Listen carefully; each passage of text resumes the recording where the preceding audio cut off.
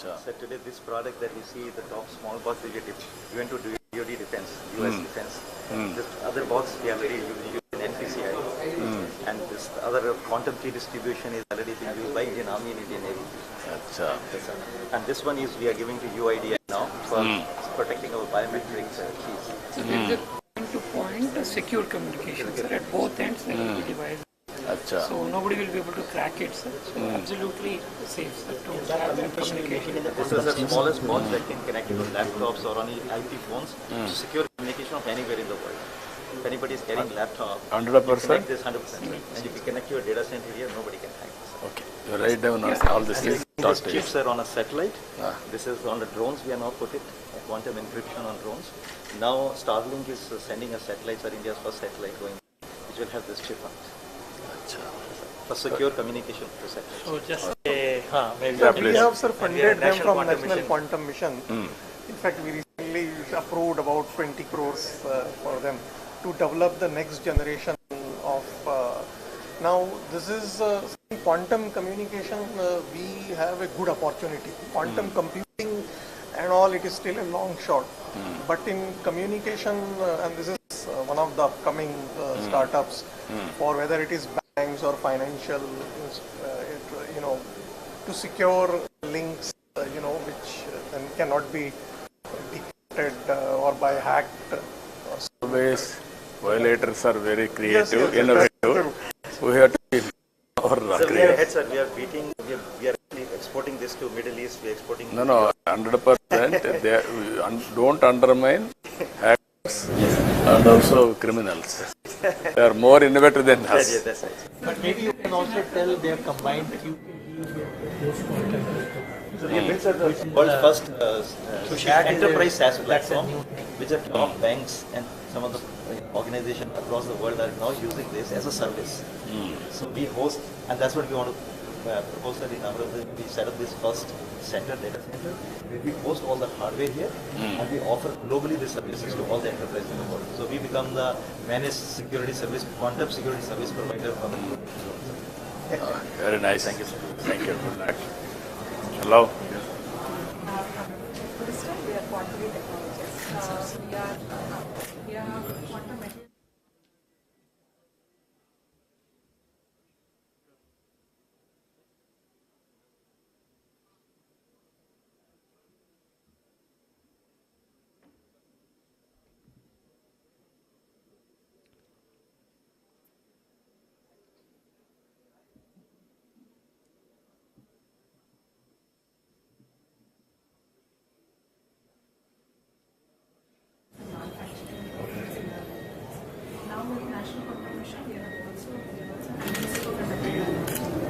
With which we will be building our own nano detection devices, and then we will also be doing end-to-end manufacturing of photonic single photon detection systems.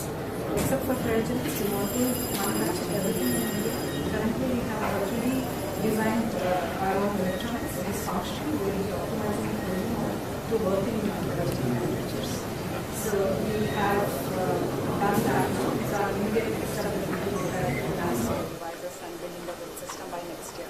So that is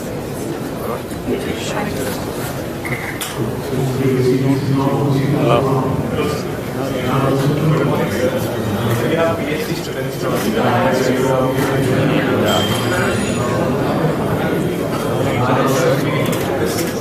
advanced quantum material engineering and using them for quantum theory. So as you may know, in order to perform quantum computation of quantum science, we need to go down to very low temperatures like -272°C. And in order to do that, we require hardware backing, and we have fundamental and foundational works in this field as well. So this is a customized solution that we have built, and this is very customized to the kind of research that we do, which is developing advanced quantum materials, studying them and characterizing them. So the kind of devices that we study, called molecular beam epitaxy or the cryostat, is what we have built in-house. And this is a kind of technology which is not developed in India. And this is the prototyping of which is in-house built in KIFR Hyderabad. And we are thinking of going and expanding towards more industrial areas. So You are from which place, which institute? Tata Institute of Fundamental Research, Hyderabad. Tata Institute. So Bombay has another institute in Hyderabad, which was started about 15 years back. It didn't take off that well, but now they've got your TPR, everything. So there they have about, I think, 50 to 60 faculty, right? Yeah, there are a lot of faculty. So I think the point they are saying is that all these cryostats which work at minus 272 or something millikelvin, they are all imported right now. So the need of the RAs. So sir, in our lab, we have actually built these cryostats. So if they can take the research thing to commercial thing, that is the big one. Yeah, so because we are trained, the students are already trained in these systems, and in India nobody is manufacturing them. Now same management is involved in quantum computing also. So we already have the. Just now I spoke to Chandrasekhar. He is very keen to take to the logical conclusion. Let us. Thank you, sir. Thank you. Good luck. Hello. You tell We me. are making the quantum computers and quantum sensors and quantum communications and all. So in our lab, IIT Delhi, School of Quantum Technology Lab. So these are some modules. To enable these technologies, we need a high precision diode laser. So there are some lasers. So this is the one laser and this is blue laser and this one is the green laser. So we hold the atoms. So here is the 4 atoms in ultra high vacuum chamber, 10 to the power minus 9 milliwatt temperature. And then we trap the atoms around 12 microkelvin. Then we have to load the atoms in optical filter. So these are the qubit array of 100 by 100s, and then we are manipulating the bulbs, some big bulb blockade and choose this for the computing and simulations. And also we are making field deployable quantum sensors for gravity measurement and for atomic magnetometer for small scale magnetic field. And this setup is particularly for using for trap the graphite particles, and also application in biological science for the single cell analysis and all. And we are also developing some educational kits for the computer gravity to sell in the educational institutes in the colleges, because in all educational institutions. Yesterday I was telling this gravimeter thing. Yeah. They have to now make it portable. So at the lab scale, essentially you cool the atoms, make it like say 500 atoms, and then you drop it. The way, and then you split them like light. So the point is, all of this now in few labs, including theirs, have been done in 4 or 5 places. So the challenge which we have given all of them is to make it portable. Because once you have a portable thing, then you can take it to ship, anywhere. you can take it to defense installations and all. So that is their challenge in the next 2-3 years. Let us see. Then how many institutes you are able to, as on today, quantum and ecosystem players, how many institutes are working? Sir, 40 plus institutes. 40 plus. Yes. And all are collaborating. That That is also important. Networking so always. this mission has a uniqueness. It's not individual PI. Yeah. No. Yeah, that is important. So in each hub there will be about 40 researchers. What about other countries, which is leading as on Sir, today? currently In national, type of total ecosystem. Yeah, so I think in the national quantum mission type, the countries which are having are US is having mission, Germany is having 5, 6, but where are they? US is really, if you look at the recent 2024 report, which has just come a few days, 2 days back. Okay, let me say it not to be quoted. India is right now at 9th place in quantum, or 7th place depending on the way you count. Our goal is in the mission from 7th to 3rd. So the first one is US. They have a good margin because they started early also. And then we have China and France and Germany. So our goal is from 7th we have to jump to 3rd. So how many years? Sir, we in next 4 or 5 years, I think. Minimum, because, Sir, sorry. You know, I was saying in sensing and communication, we can really be the top 3 in next 3 years. Yeah. And in computing, if we focus on algorithms for the first 3 years, we can make a difference. The way we did in software as a service. Yeah. That's where our strength should be also, because now you can buy time. Even before your computer comes here in 1 year, we should make Only problem is even IT software also we miss products. Yes, That yes. is the biggest challenge now. exactly. Yes, yes, yes. I always used to tell for the last 30 years, even now we are not moving. Yeah. That is where we are having money and also scaling. We didn't do that like banking software or like what Germany thing is. All that they took the lead. This is where we had to create challenges for our youth Yes. and institutions. Then they had to break through. Now earlier nobody used to understand the difference, but now you are all there, and PM and all of you. What are you doing? Sir, these are the quantum labs. Communication.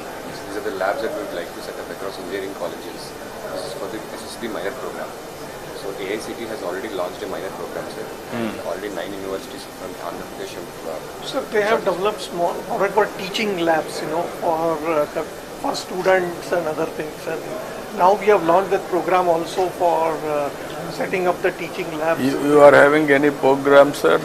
Now you are giving for institutes. That is one.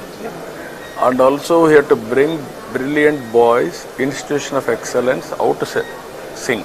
Hub and spoke model. Yes, that we are doing now. In National Quantum Mission, we are following the hub and spoke model only, where we have set up the hubs in the established institutions, and that is how these 40 institutions plus startups are involved. So that is why I said that in the quantum teaching lab now we plan to set up in about 75 to 100 engineering colleges across the country. Yeah. So these kind of, almost 60% of the lab equipment is here, sir, in this space. So already you give us 15-20, we will experiment. We will take a leapfrog. We will inspire people. Hello, sir. Hi. We Tell are me. one of the very few companies that have a real-time quantum application, quantum-inspired application. So what we essentially do is financial portfolio optimization. So we use Fujitsu's EAU quantum-inspired technology. It's a digital annealing unit. So it contains around 8,200 bits. It's a 64-bit processing power. So we upload portfolios of individuals or organizations, and the portfolios are reassessed and rebalanced by the EAU capacity to provide suggestions on how to rebalance your portfolios based on the trends of today, and it tells you which stocks are trendier and which stocks are cold or hot to give you suggestions on. So just to fill this, see, there are two approaches. One is the quantum computing, other is the quantum annealers. So annealers is what they are talking, which is an optimization problem. It is not an algorithm-based program. So this quantum annealers came many years back. D-Wave is one of the famous companies. So the advantage of them is that if you have an optimization problem, you can do it. So like last week, Chinese people announced that 22-bit RSA code has been broken by D-Wave annealers, which is very scary now, because quantum annealers is a slightly reduced version of quantum computers because of all the gates and all. So I'm saying whatever we thought will happen 3 years down the line has already started happening. So quantum annealers, you are making them or you are using them? Fujitsu. So D-Wave, Fujitsu, they have come out with annealers which are not worried about fault and all that, unlike quantum computers. So I just thought. And also they can run on simulators also. Simulators. So they can run on high performance computers. So it's a bit, it's as I said, it will happen sooner than later. Yeah. It is always challenges and opportunities, and innovations will go parallelly. Very interesting. Hello, sir. Nara. Hello. We are from Quantum Clairvoyance from Hyderabad, and our CEO is an ex-army colonel, retired from Signals. He was more keen in breaking the enemy communication. So after coming out, he felt always that a country is more strong if it's a product-oriented rather than a service-oriented. So keeping that in mind, he developed 3 good products which we have launched last month itself. One is which is already as in the drug discovery. To do a drug discovery, it takes a lot of time, but we are not into the clinical trials. So we find the right compound, and we'll tell that which compound is more effective and more efficient, which gives more performance before it goes to the clinical trials. So if the cycle is 4 years, we reduce it to 1.5 years, so that we are ready to go for clinical trials. So we are in the software domain, building applications. One more is we have developed we have no VPN of our own in India. So we came out of quantum VPN. So after doing research of 8 years, after analyzing all the VPN service providers, even now in any of the government we use foreign VPNs, we don't have an India VPN. So we developed a EPM with the same features and giving an extra mileage, a USP as a quantum EPM. So we are always talking to the Telangana government, so that we take, why don't you white label? We'll give you source code, we'll give you everything, we'll give you training. It will be first of its kind to launch your quantum VPN in India. So that is one. We have come out with one more application called quantum wrapper, irrespective of your hardware. Tomorrow if quantum computer becomes a reality and people are, it can also be broken. So we use the PQC, post-quantum cryptography, and we ensure that any of your existing applications or your hardware can be made quantum safe. And we can show you a proof that what was it before and what is it after we use a quantum. So this is using the NIST? Yes, NIST approved. Crystal Kyber. Yes, protocol. And we have already... So NIST has approved out of the 4, one of them, which they gave a challenge for about 4 years to break it. If you can break this, then they'll give you some money. So in 4 years, it won't be broken. Ethical. So in last year, they declared that US ecosystem will support this NIST-based crystal Kyber and crystal this thing for signature verification and content. So all over the world, people are now saying at least it is safe for now. We don't know after 5 years. But India also, our... Not 5 years, even tomorrow. So, NIST has come out with a regulation that irrespective of any application... So this will be a thing...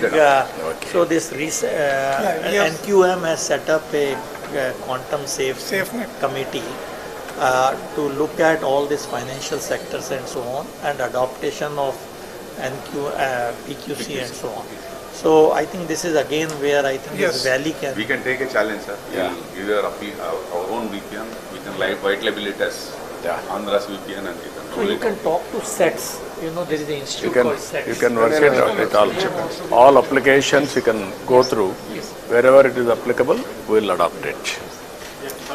Hello. Please. We are like founders of the company. So we would like to thank you. We are the only company which started from Fintech Valley Vizag back in 2018 with a government grant. Okay, so this is the only quantum company which started from Vizag. And now, sir, we are actually 40 plus team members, and we work in the field of quantum safe communication. We are delivering our hardware-based systems to the government of India, Ministry of Defense, and we have been also kind of this is the fastest commercial grade QRNG available in the country, and we work very closely with defense. So post the disruption, in the Fintech Valley, we had moved to Bangalore, but we would want to see that how we can grow within this quantum village, quantum valley, and how we can actually be also doing skill development, because the quantum, there's a lot of skill deficit. We do not have the right people with the training, right? So while we're giving it for the armed forces, we have a lot of opportunities to do skill development, also create local opportunities, and we also want to see that how we can also help us in growth together. Right? We'll work it out, the ecosystem. Thank you. Good afternoon, sir. Good afternoon. This company is actually started because of you, sir. 2016, Apita, Jay Garu, sir, we actually started in Vizag because we wanted to execute a defense project. And the problem statement was to create a quantum safe messaging. Built our own algorithms, indigenous, delivered to defense, also received an award from Honorable Raksha Mantri as well. Now this is the India's first dual use technology, which is securing our defense establishments like DGDIA as well as DGMO, military operations as well as intelligence, plus getting used into the banks as well. So now it can actually secure the entire digital ecosystem part of it. So we have kind of built a platform ground up and delivered to the defense. So data at rest, data in motion and applications, all with users and device control. That is the entire full stack with software, devices and hardware. Good, excellent. Thank you. Thank you.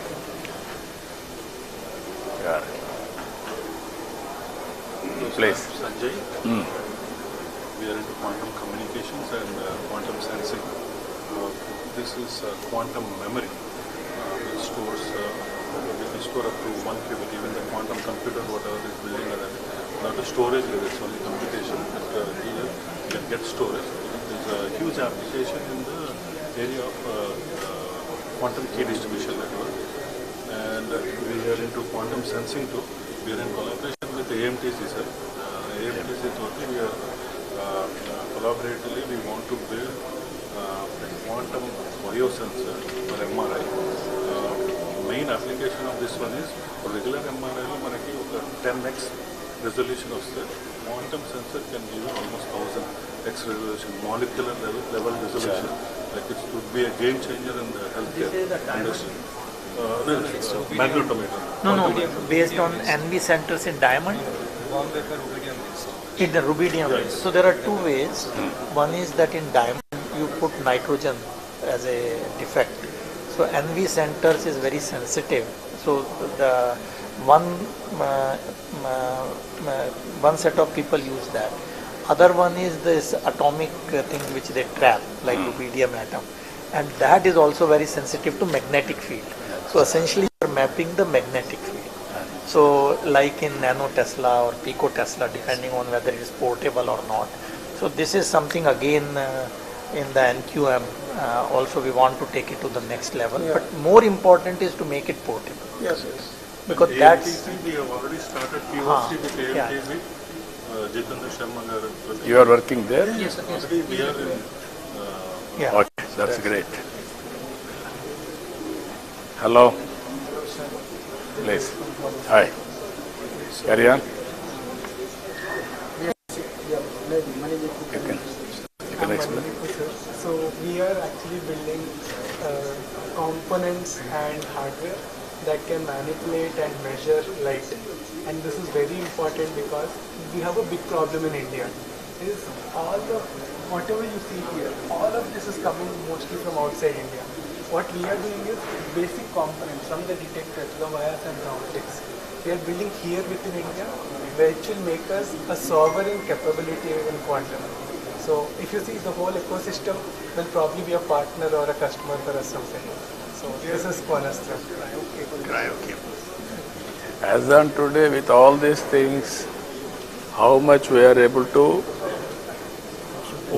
import? What is the percentage? I'll tell you.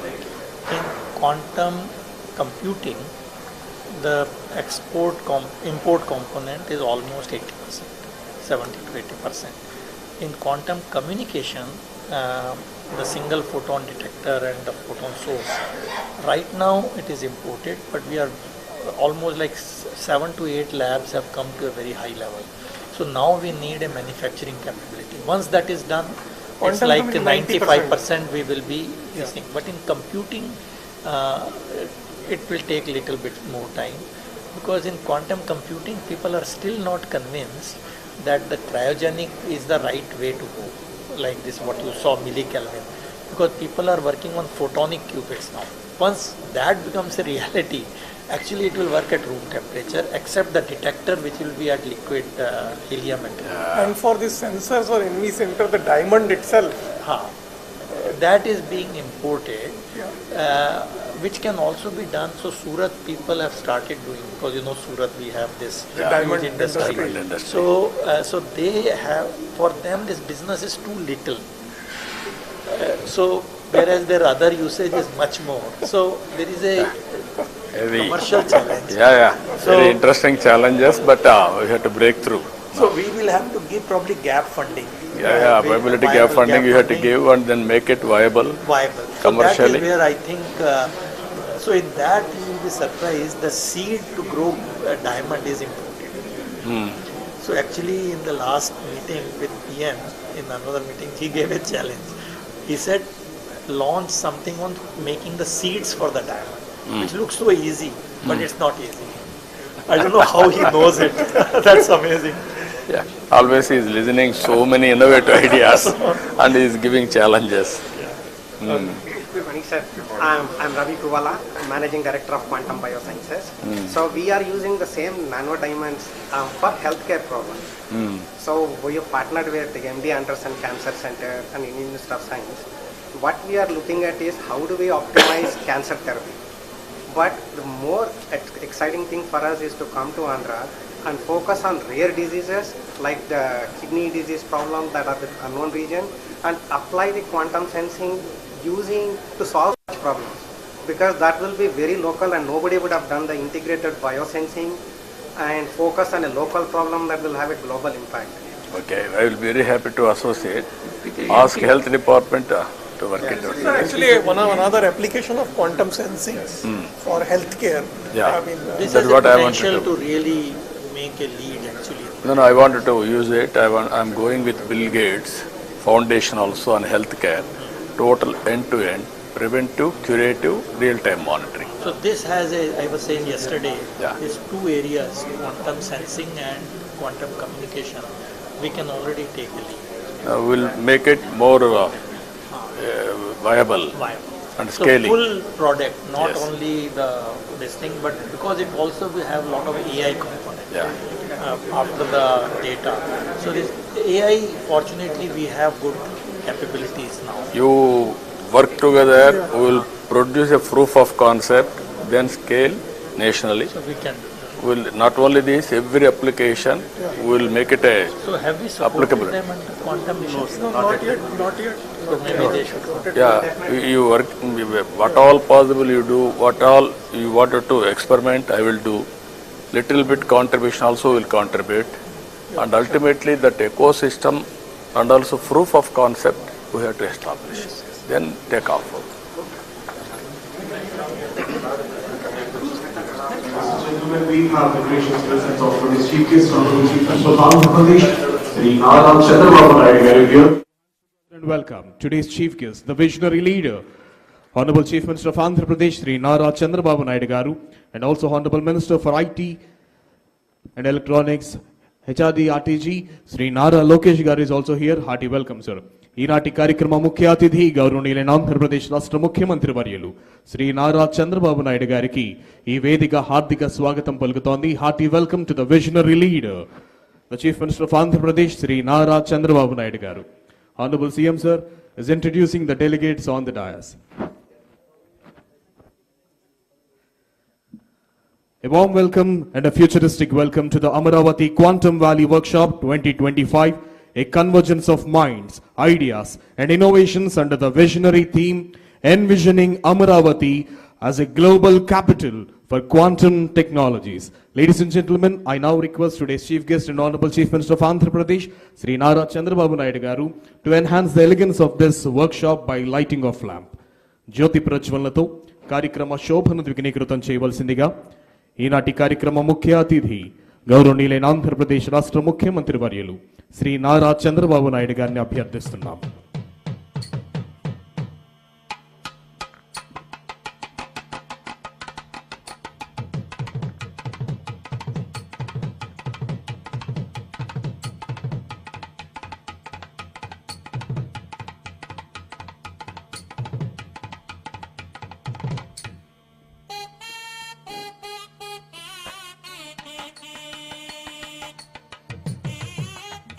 In the world, today we are not just in the conference hall, we have stepped into the future. In the world where data moves at the speed of light and computation defies classical limits, Amaravati rises not just as the people's capital of Andhra Pradesh, but as the emerging quantum capital of the world. I request everyone to please be seated. Ladies and gentlemen, let's take the pride in knowing that Amaravati, the heart of Andhra Pradesh, is ready to spearhead the next quantum leap in technology, thought and transformation. So dear guests and everyone, fasten your intellectual seatbelts, open your minds and get ready for the journey beyond the time and future. Welcome to the future, welcome to Amaravati, welcome to Quantum Valley 2025. In connection with this, I would love to call upon the Secretary to Government, IT&C Department, Government of Andhra Pradesh, Sri Bhaskar Kattamaneni IAS, to please come forward and propose the welcome address. స్వాగత ఉపన్యాసం తెలియజేయవలసిందిగా Shri Bhaskar Kattamaneni IAS గారిని అభ్యర్థిస్తున్నాం. Thank you. Honorable Chief Minister of Andhra Pradesh, Sri Nara Chandrababu Naidu garu, Honorable Minister for IT, Sri Nara Lokesh garu, the Chief Secretary of the State, Vijayawada garu, Her Excellency Jennifer Larson, U.S. Consul General Hyderabad, the guests who have come for the meeting today, Mr. Anil Sharma, Global Head TCS, Sucharita Kiyella garu, Co-Founder and Joint Managing Director, Bharat Biotech, Mr. Rajiv Kumar, Managing Director, Microsoft India, Mr. Amitabh Ghoshal, Vice President, India Operations, L3 Harris, Mr. Sridhar Sidhu, Corporate Vice President, Blocking and Tackling, AT&T, Mr. Nilesh Biniwale, GM MD, VP Engineering, Pattern India, Mr. L.I. Naidu Garu, Managing Director, GROB Work, Mr. Manish Verma, Head India Innovation Center, Warner Brothers Discovery Media, Mr. Fani Mitra B, Global Chief Digital and Information Officer, Dr. Reddy's, Mr. Amit Singhi, Director, IBM Research India and CTO, IBM India and South Asia, Mr. Rahul Sharma, Managing Director, USIBC, Air Marshal DC Kumaria, retired, formerly Vice Chief of Indian Air Force, Military Advisor to BAE Systems India, Shri Sandeep Patil, Managing Director, IBM India Private Limited, Shri Crowder, Vice President, IBM Quantum Adoption, IBM India Private Limited, Shri V. Rajanna, President, Technology, Software and Services, Tata Consultancy Services, Shri M. V. Satish, former whole-time Director and current Executive Committee Member, Advisor to CMD, Larsen and Turbo, Professor V. Kamakoti, Director, IIT Madras, K.N. Sachinarayan Garu, Director, IIT Tirupati, and sir, the distinguished guests from Delhi who have come here to be with us and have been always supporting the mission. Sir, Professor Abhay Karandekar, Secretary, Department of Science and Technology, Government of India, Professor Ajay Kumar Sood, Principal Secretary, Advisor to Government of India, and my colleague Purna Shashidhar who has come, District Collector, the Municipal Commissioner, the other officials and all the dignitaries who have come, dignitaries from academia, the university vice chancellors, registrars, and the teaching faculty and the students in the areas of quantum technologies, and also the corporate companies who have come here, who have been using the technologies and will partner with us in using the technologies and algorithms to take the nation forward, and the members of the media who have come here. I heartily welcome all of you to this first workshop on the quantum technologies and quantum computing. Sir, in fact, when history is made, nobody actually on that day understand what is being done. I think today is one occasion where we are taking a leap forward, a leap of faith in the leadership of the Honorable Chief Minister and our IT Minister, Union Government. We are taking this challenge to take the India into the next millennia through the quantum technologies. The Amaravati Quantum Valley is the first step in that. In that, all the quantum technologies, the emerging technologies in terms of quantum computing, in terms of quantum sensing, quantum communication, quantum metrology, and also the quantum chips, as well as the preparation of a large number of projects for the lot of startups that are coming in, commercial companies which will be using these technologies like pharma, automobile, metallurgy, and other kind of cutting edge technologies that would be used. Today is an opportunity for all of us to get together here, discuss. Sir, in the morning already from 8 o'clock to before you arrived, sir, we had 3 round tables in which the experts from the area of quantum communication, quantum technologies, quantum sensing, metrology, and startups, and also from the universities have discussed the way forward, and which we will formally present at the end of the session, sir. And after these sessions, again, there are 3 technical sessions in which all the subjects will be discussed threadbare. We aim to prepare a roadmap for the quantum valley of Andhra Pradesh, and with that the entire quantum movement for the India as a whole. We aim to not only create jobs but also revolutionize the various sectors in that. We want to give new technologies, new algorithms to solve problems, create new products, new services for the humanity as a whole, not only for India or the state. We want to be the focus and we want to be the center of the universe for the quantum technologies for the humanity to come. And we take this opportunity to again to welcome all of you, and we hope that all of you have a good discussion and have a lot of understanding, and you take away a lot of knowledge and a lot of philosophical thinking, because quantum is not only about technology but is also a lot of philosophy. In fact, quantum is also mired in our Indian mythology, also in our manuscripts also there are elements of this. So we hope that all of you take these elements back, and we hope that we make your time here worthwhile, and all of you go back with a lot of knowledge and a lot of enthusiasm and a lot of motivation to take the technologies and the system forward. Thank you.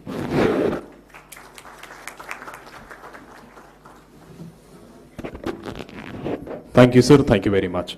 Now I request the Managing Director of IBM India Private Limited, Shri Sandeep Patilji, to address the gathering. Mr. Sandeep Patilji is requested to address the gathering.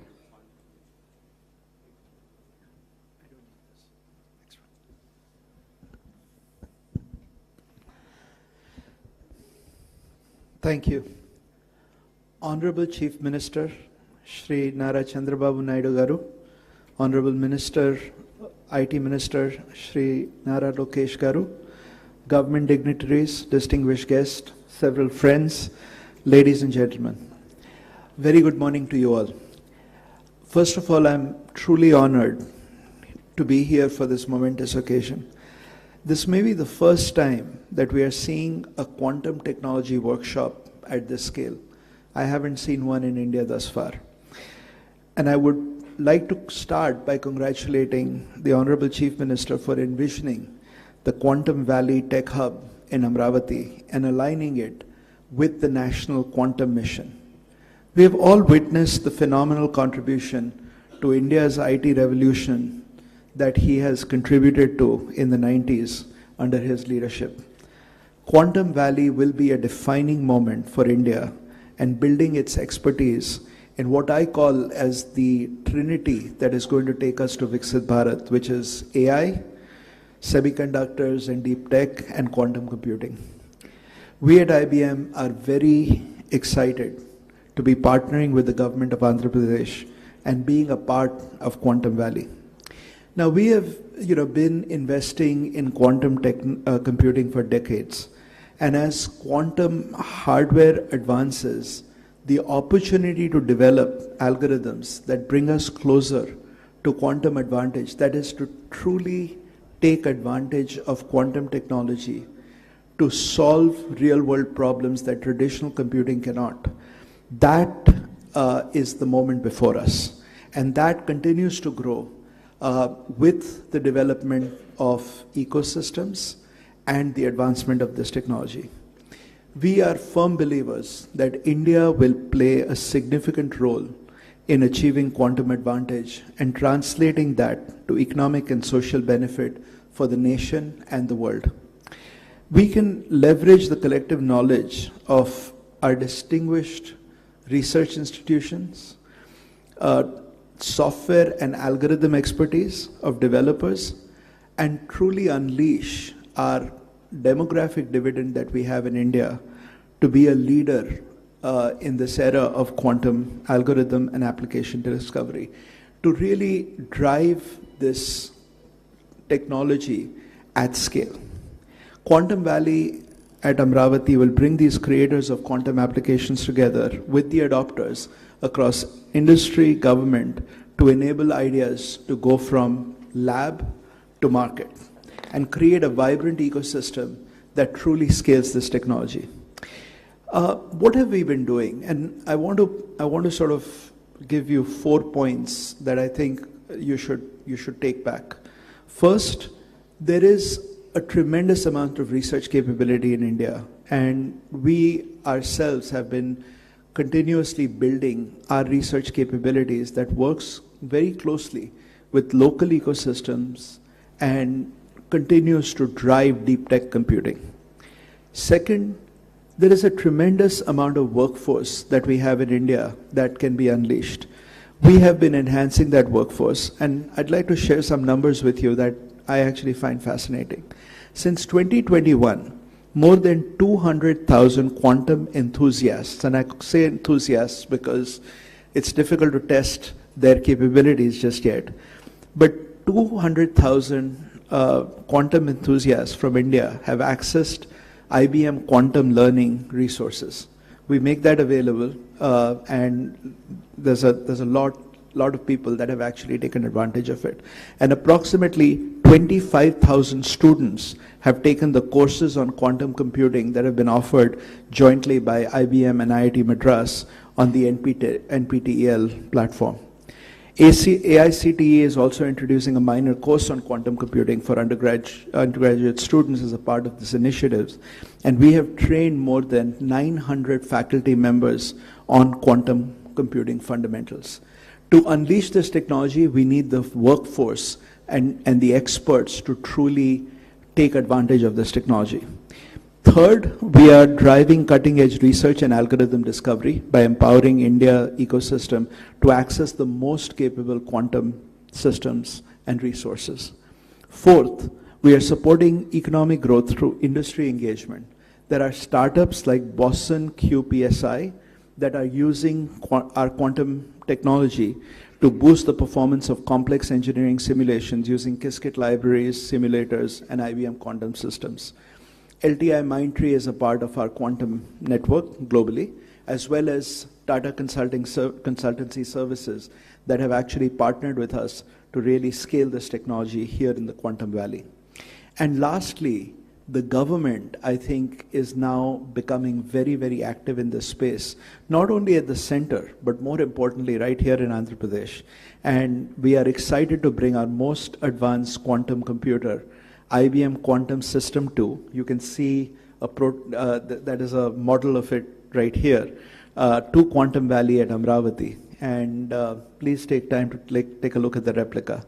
So as quantum system arrives on Indian soil, quantum experts and developers will have an opportunity to build world-class quantum algorithms, which is what the need is right now around the world, and applications that will address real problems for India and the world.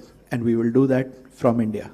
That is why I believe that this is a defining moment for India, and the onus is on all of us here to actively engage in this initiative and contribute towards the success of Quantum Valley and realize the vision of Viksit Bharat. And now I would like to invite my colleague, Scott Crowther, Vice President, IBM Quantum Adoption, to share how we are bringing this useful quantum computing to the world.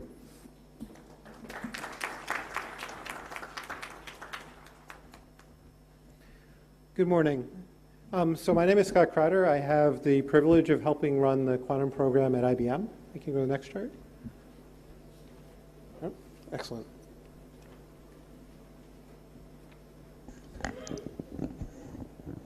Our mission at IBM is to bring useful quantum computing to the world. So it's been 100 years since man discovered quantum mechanics.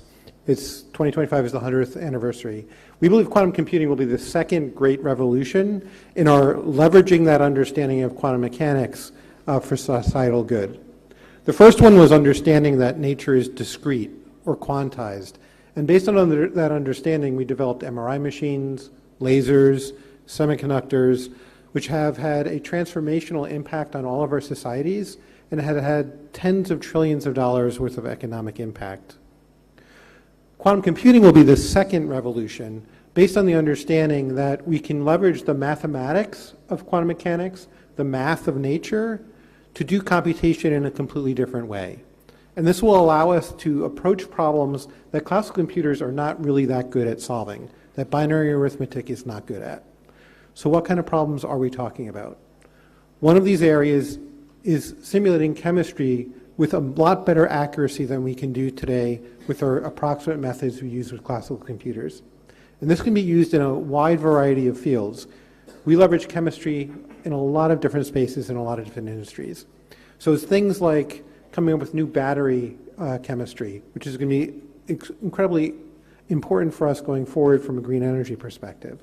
It'll be coming up with new chemicals and new materials, whether that be fertilizers or whether that be better understanding of the biology, the chemistry of biology, to understand and build better treatments and pharmaceuticals for our patients.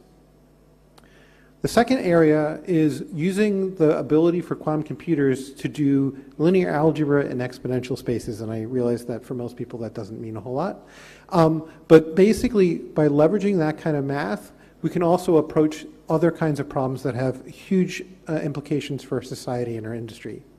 So one of those areas is to find patterns that look completely random to our classical methods, but with quantum methods we can find that pattern. This is actually where Shor's algorithm, which is famous because we need to change all our asymmetric cryptography because of it, but it also has applications in a lot of different industries for anomaly detection, fraud prevention, and things of that. but also to use that same kind of math to do a much better job for complex optimization. So this has also a lot of applicability across many different industries, including finance for portfolio optimization, as well as logistics across many different industries. So what do we need to do in order to bring useful quantum computing to the world? Well, the first is we need to build computers that can run these new algorithms, and that's what we focus on at IBM. The second is that we need to basically do algorithmic discovery and understand all these applications and where they can be leveraged and do the work of research on those. And this is where it's really important to build ecosystems and communities in order to understand how to do this and to drive that algorithmic discovery. And that's why we are so very, very proud of being part of the Quantum Valley here and why this ecosystem building is so important. I'm going to wrap up pretty quickly here, but just give you a feel for where we are in the technology. So we've established 3 big milestones.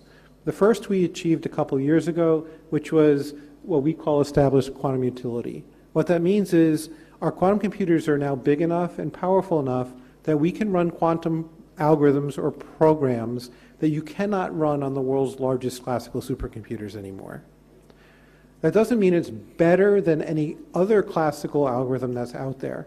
And that's our next milestone, quantum advantage, where the outcome of running something on a quantum computer is better than anything you can do on a classical computer. We have stated we're going to achieve that by next year. It might be from IBM, it might be from one of our partners, it might be from the industry, but we believe the industry is far enough along that we will achieve that within the next year. And then to grow it to even more and more applications, we need to build even more powerful computers that can run more complex programs to unlock all kinds of applications, not just the first few. And to do that, you need to build a large-scale fault-tolerant quantum computer, which we have declared we will build by 2029. I'm going to skip ahead a little bit here for interest of time. But we've deployed 80-plus systems since 2016. And today we have 15 utility-scale computers around the world in our US and European data centers, as well as client locations around the world. And we announced earlier this year that we are going to put a system here in the Quantum Valley to basically help drive the ecosystem here in India. Starling is our next generation of computer, which is coming out in 2029, which is basically a scaled model of what you see with the System 2, which will be here in India. This system will allow us, by 2029, to run even a broader range of applications. I'm going to stop here for the interest of time. We're very proud at IBM to be helping in this initiative. We believe that this is a great platform to build an ecosystem here in India. Thank you.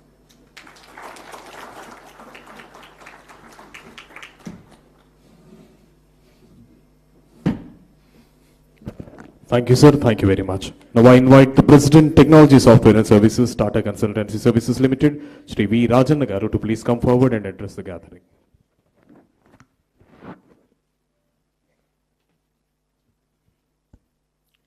Honorable Chief Minister Chandrababu Naidu Garu, Honorable Minister Lokesh Garu, dignitaries on the dais, off the dais, ladies and gentlemen, a very good morning to all of you. I am sure all of you agree, when you arrive in Andhra Pradesh, you can't help but feel the energy of a thriving technology hub. If you agree, please clap. Thank you. Beyond the realms of development, welfare, and investments, there is an air of cutting-edge innovation, whether it is state data lakes, real-time governance through KPIs, algorithms, now the groundbreaking realm of quantum computing. Few days ago, I was watching an event on tourism development. The approach to develop tourism powered by a comprehensive measurement framework was absolutely incredible. And this spirit of AP's innovation continues with this quantum workshop marking the beginning of another transformative journey. It is a visionary move that state of Andhra Pradesh, under the leadership of Honorable Chief Minister, is embarking on its quantum journey in the year 2025. Some of you may be aware, this year holds a special significance as United Nations declared 2025 as the International Year of Quantum Science and Technology. Further, 2025 coincides with the 100th anniversary of Mr. Werner Heisenberg's seminal paper, which has laid the foundation for quantum mechanics. Quantum is a new paradigm shift in computing. We need quantum computers not because traditional ones lack capability, but as you know, some problems are simply vast, too complex, and too quantum. The Quantum Valley in AP is said to be a cornerstone for researchers, academic ecosystem, startups to delve into new algorithms, simulate intricate systems, and solve problems that were previously intractable. This is just not a computing infrastructure platform, but a national asset that will propel India's leadership in research and development. Quantum is inherently interdisciplinary and brings diverse fields together, whether it is physics, computing, engineering, AI, and material sciences, fostering collaborative innovation between academia, industry, government, and startups. At TCS, we are exploring quantum to solve a variety of intractable problems, whether in molecule or drug discovery, complex optimization problems such as risk and portfolio optimization, and AI model training for complex data sets. Sir, TCS is committed to supporting your vision, bringing in our research expertise, deep tech capabilities, and global partnerships. In fact, TCS and IBM have been partners for more than 50 years. Together, we aim to build scalable, secure, and globally competitive quantum solutions that serve your vision of Swarnandhra 2047 and Viksit Bharat 2047. This initiative promises to create high-end jobs, attract global investments, and cultivate a robust ecosystem in the state of Andhra Pradesh. And the state is poised to serve as a backbone of India's deep tech economy and futuristic technologies. And equally important is the role this initiative plays in talent development, as AP stands out as one of the nation's most vibrant talent hubs, and TCS is happy that we have been leveraging AP's talent pool for several years. Sir, finally, TCS enjoys a special partnership with you. We have been working with your leadership for more than 3 decades. And with your support and guidance, we have been collaborating in AP on numerous programs, whether it is State Data Lake, Real-Time Governance, NTR, Barossa, CDAP, and many initiatives in education in the state of Andhra Pradesh. We are very, very excited to expand our partnership with AP further with quantum, as well as establishment of our global delivery center, which is going to deliver for multiple industries and multiple markets in Vizag very, very soon. And thank you, sir.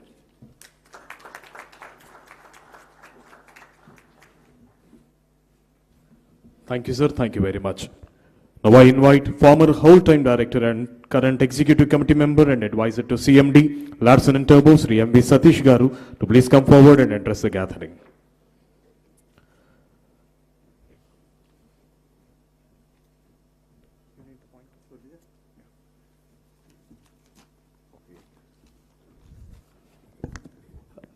Hello.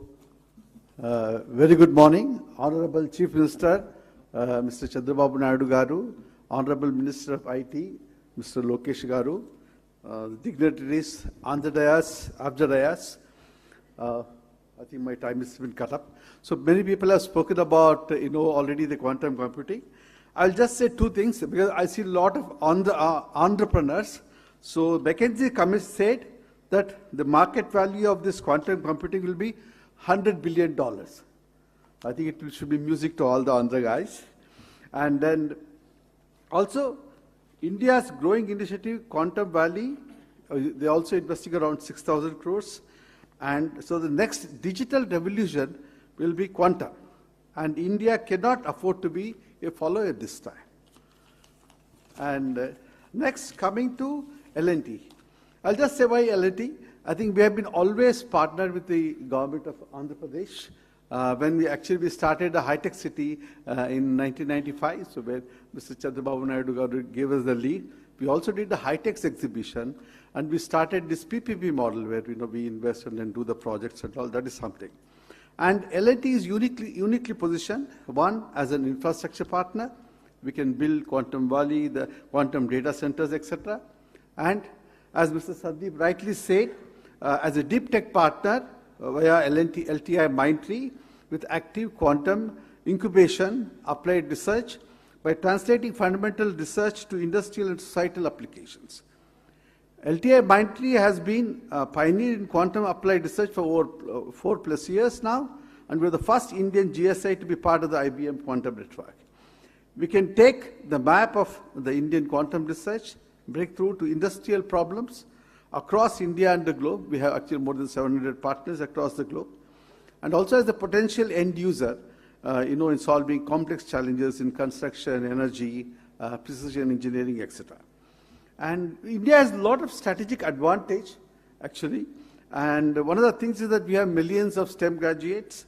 We have a growing base of actually quantum social researchers like IITs, the IISc, the ISAR and all. And the global software, we are one of the leaders actually in the global software, thanks to Mr. Chandrababu Naidu. And also we also have the government push and the policy readiness. I think that is very, very important. And we also have the academic and startup momentum, everything.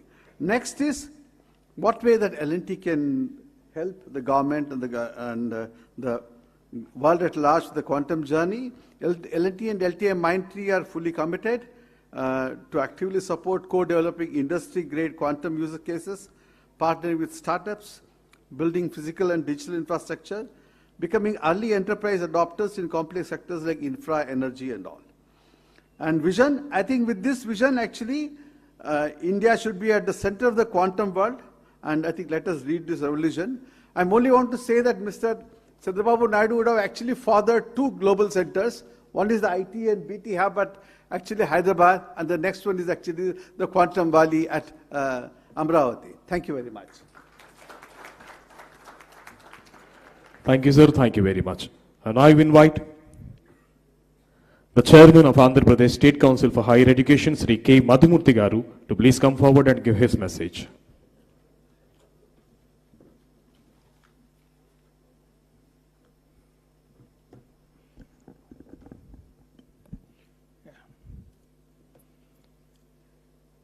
Honorable Chief Minister, sir. Honorable Minister for IT and Education.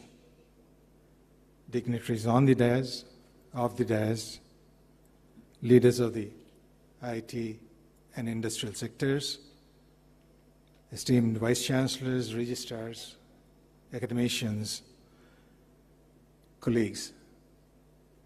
A good morning to you all. This is a defining moment and a very important gathering, focusing on technology that is set to define and transform the world, quantum technology, which is rapidly reshaping the frontiers of science, technology, and the global economy. The National Quantum Mission is a significant step in India, and it is also encouraging to see the growing momentum across academia, industry, and the government in building our own quantum ecosystem. Sir, this is offering a great opportunity for Andhra Pradesh because of its strength in technical education, the progressive governance, and also the digital infrastructure that has already been created. In this context, as many countries that have already initiated this program have followed, placing importance on quantum technology, not only for scientific progress, but also for economic growth and national security. We also thought that creating leadership by preparation from the base of education is the only way that we could take charge of the situation. Sir, we have plans to introduce quantum technologies along with artificial intelligence in all the programs that we offer. Incidentally, Andhra Pradesh has a wonderful network of universities and technical institutions. Also, we find that the growing population of skilled youth within the state offers us great strength. In this particular context, sir, we thought we would introduce quantum technologies as part of the curriculum, all for the engineering as well as the conventional programs. With the stalwarts from industry, we have already charted out a draft plan of implementing these curriculum measures from the coming academic year 25-26. Of about 11 lakh students available on rolls today, we have close to about 4 lakh of engineers, as well as a little over 5 lakhs in the conventional programs. Sir, we should be able to touch upon a minimum of 30,000 students in the preparatory fundamental foundational course, as well as preparing our own faculty with training of trainers and faculty development programs aimed at developing about 500 educators, as well as we also hope that we should be able to facilitate about 1,000 internships with the cooperation of the industry. Sir, with the timely investment on education, research, and partnership, we as universities of Andhra Pradesh should be able to project our own activities to see that Amaravati Quantum Valley would be the leader for global economy. Sir, with this, we all are here to work together and collaborate with academia, industry, and the government, and see that we would be able to achieve what we have with respect to a ready, quantum-ready workforce. Thank you. Thank you for the opportunity. Thank you, sir. Thank you very much. I now invite Professor Kamakoti Garu, Director IIT Madras, to please come forward and address the gathering.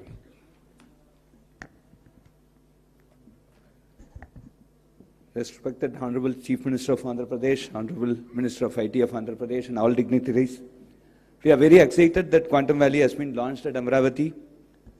Bharat as a country, we are to define our own quantum advantage footing. This requires a well-synchronized effort between academia, startups, major industry, and government. The Quantum Valley at Amaravati provides precisely this robust platform as a first mover. The National Quantum Mission launched by the DST Government of India has rightly identified 4 major verticals. We must make the best use of these. Friends, there are multiple areas we must quickly ramp up. Number 1, we need to demonstrate major use cases that shall clearly highlight the quantum advantage, specifically manufacturing, health, pharma, agriculture, finance, defense, communication. These are very prominent candidates. All domain experts from industry and academia must come together on a mission mode to achieve this particular goal. The second important aspect that we should concentrate is on human capacity building at scale, specifically educating conventional computer architects and programmers on quantum computer architecture and quantum programming, and sensitizing and training subject domain experts in quantum advantage. Moving to utility quantum environments at the earliest is also very crucial, and in this direction we must aspire to demonstrate short distance quantum communication and also look at quantum desktops and quantum sensing as part of smart city type of IoT projects, in addition to the quantum cloud environment that is envisaged at Amaravati. The third important thing is major translational research and development must start happening, specifically manufacturing quantum components in India. We have very good precision manufacturing industry here. Standardization and metrology for quantum systems is also extremely important, and classical computing support to quantum computing. Like the 5G, it's a non-standalone 4G plus 5G. The quantum computing for time to come will exist along with classical computing, and it needs support from the classical computing environment. So the role of innovation and entrepreneurship, and specifically startups, is extremely crucial in this direction. So let me conclude offering my best wishes to Quantum Valley, assuring you, sir, of all support from IIT Madras, and let us all put together our best efforts to ensure that the quantum computer starts physically functioning at Amaravati on January 1, 2026, and we demonstrate 100 use cases. We demonstrate 100 use cases that shall prove the quantum advantage across multiple domains by August 15, 2026. Thank you very much. Thank you, sir. Thank you very much. Now I call upon Shri K.N. Satyanarayana Garu, Director IIT Tirupati, to give his word.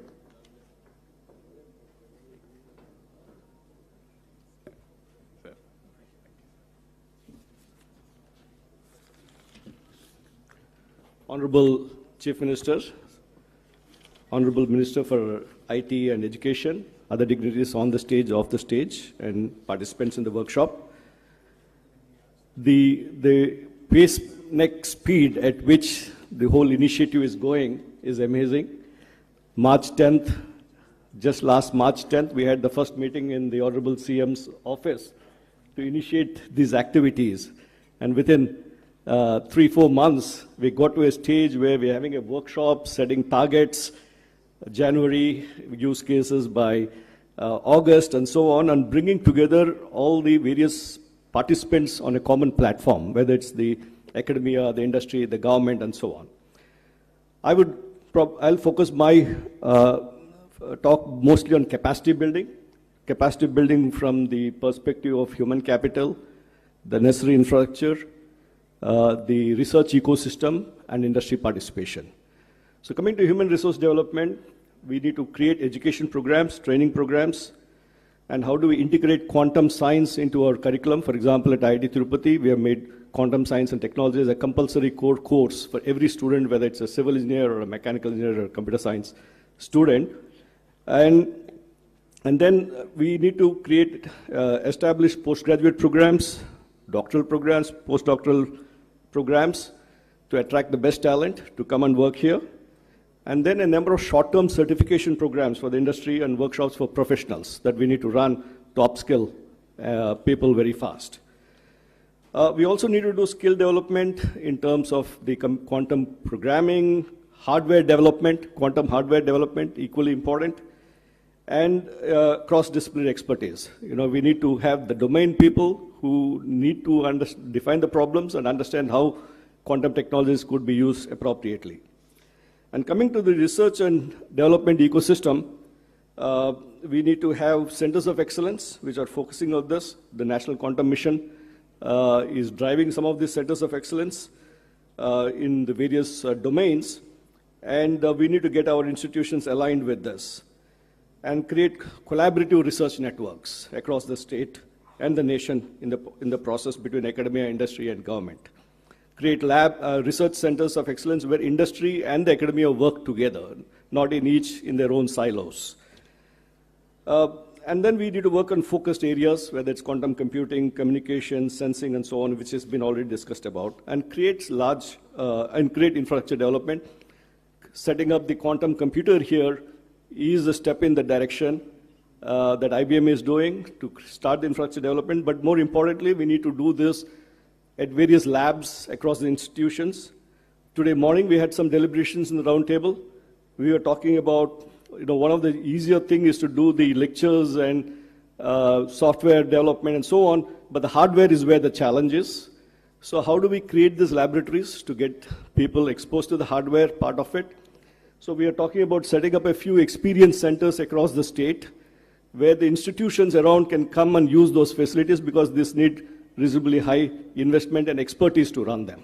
So there are a lot of and then we need to create the test beds for prototyping platforms and the integrating with the high performance computing. And then also create the startup ecosystem, work towards industry engagement and startup ecosystem. In this context, I think this aligns with the other initiative the Honorable Chief Minister is taking forward in terms of the Ratan Tata Innovation Hub.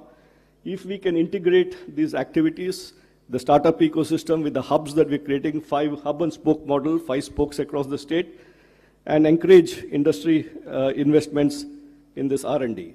And startup incubation and various application development, which the earlier speakers talked about, and the policy and the regulatory framework, and create public awareness and outreach. Why we are doing this. For example, yesterday, I think Venkat's book is getting launched today, where he's translated Quantum Nation to Telugu, so that we get it across to people. So we need to get people along as to understand why we're doing all these things. So all this, and then create networks in terms of international collaborations. So what we need is a holistic approach, including education, R&D, infrastructure created, industry participation, policy and global collaboration to ensure leadership in this transformative domain. Thank you very much for this opportunity. Thank you, sir. Thank you so much. Now we cordially invite Madam H.E. Jennifer Larson, Consul General, Hyderabad, United States of America, to please come forward and give her message.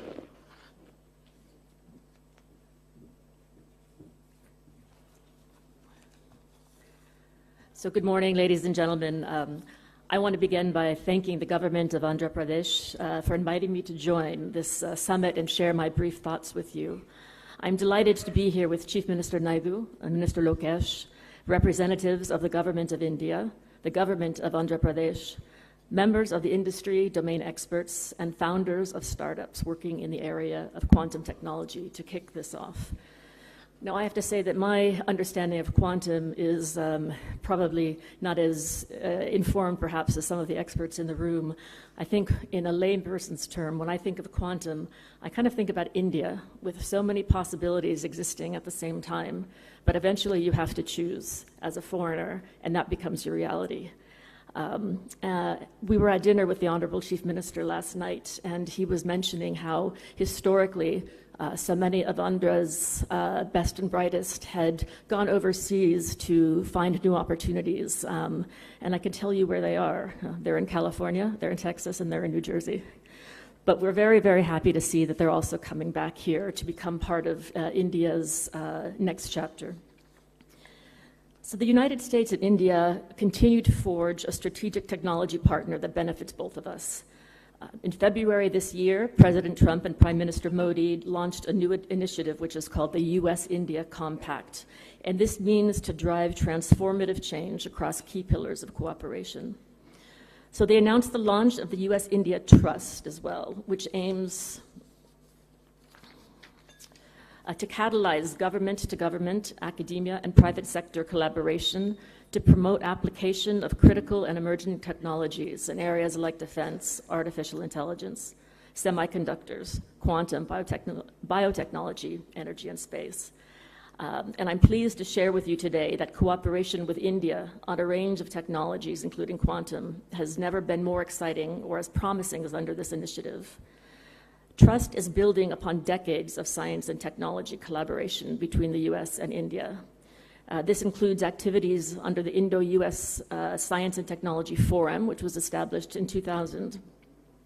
For example, in quantum, the forum in 2019 founded the Joint Center for Secure and Resilient Quantum Optical Networks, which is a partnership between IIT Indore and the University of Nebraska at Lincoln to address technical challenges. In 2023, the United States and India announced a $2 million commitment to fund joint research, development, and commercialization of quantum technologies. This has resulted in funding for almost 20 projects of $120,000 each, and these included 6 awards for joint research and development in quantum. So the motivation behind the current Trust Initiative is to continue to grow the ecosystem for innovation and investments with secure supply chains between the United States and India. So we are optimistic the Trust Initiative will serve as a launch pad to further spur joint research, development, and commercialization. We have made great strides together to launch tangible quantum cooperation, and Trust will further strengthen the strategic technology partnership between the U.S. and India, a partnership that is crucial for many things, to include innovation, economic development, and national security. I commend Andhra Pradesh for laying out this roadmap for advancing quantum technology and envisioning a quantum valley anchored by IBM and TCS as part of India's national quantum mission.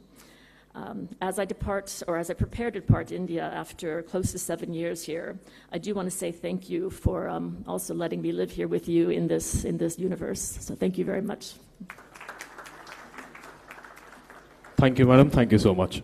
Now I invite the Chief Secretary, Government of Andhra Pradesh, Sri K. Vijayanand IAS, to please come forward and give his message.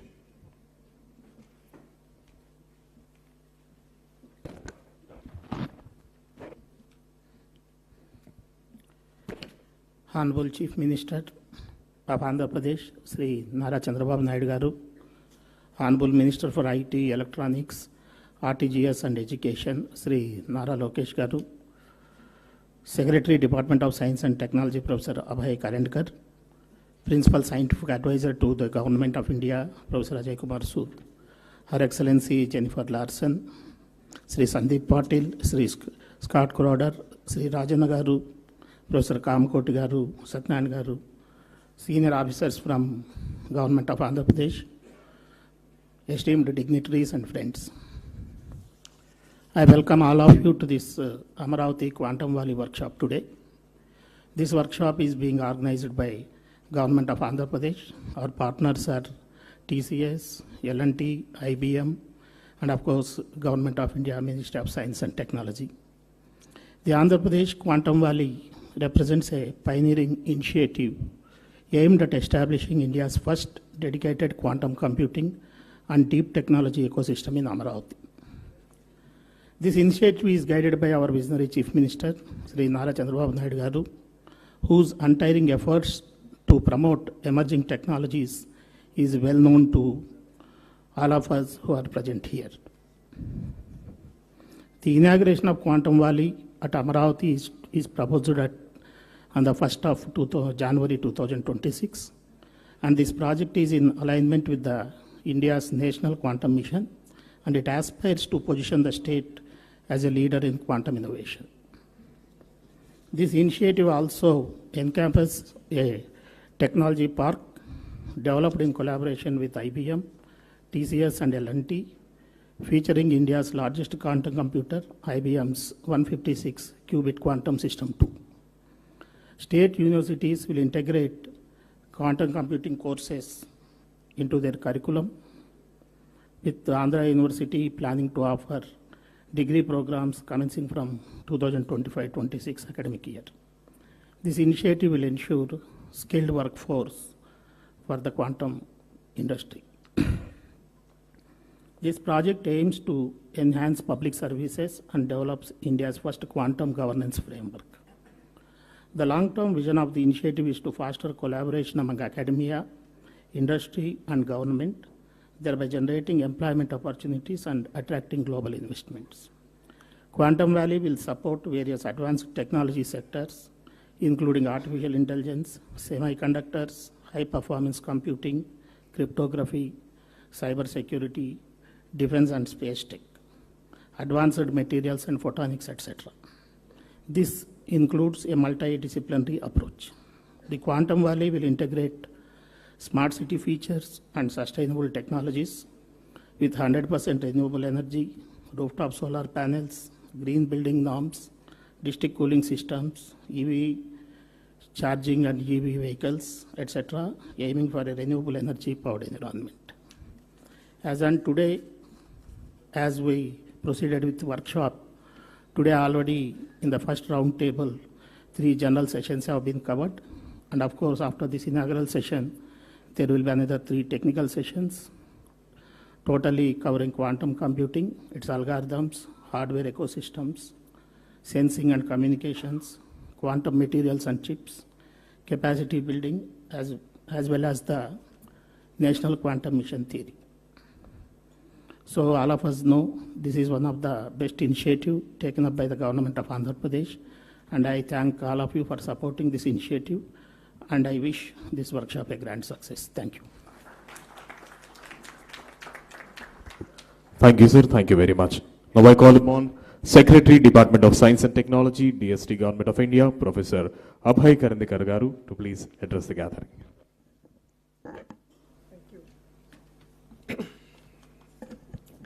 Thank you very much, Honorable Chief Minister of Andhra Pradesh, Shri Chandrababu Naidu Garuji, Honorable Minister, Shri Lokesh Garuji, distinguished members from academia, government, industry, startups, innovators.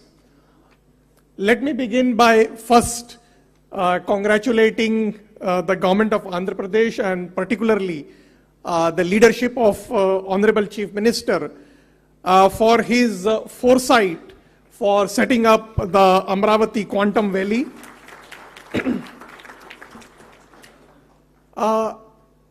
National Quantum Mission sees this as an opportunity for institutions, academia, industry, startups and innovators to actively engage not only amongst each other and collaborate with each other, but also with the National Quantum Mission and leverage the various programs of the Government of India for our mission and our vision for becoming India a global leader in quantum technologies.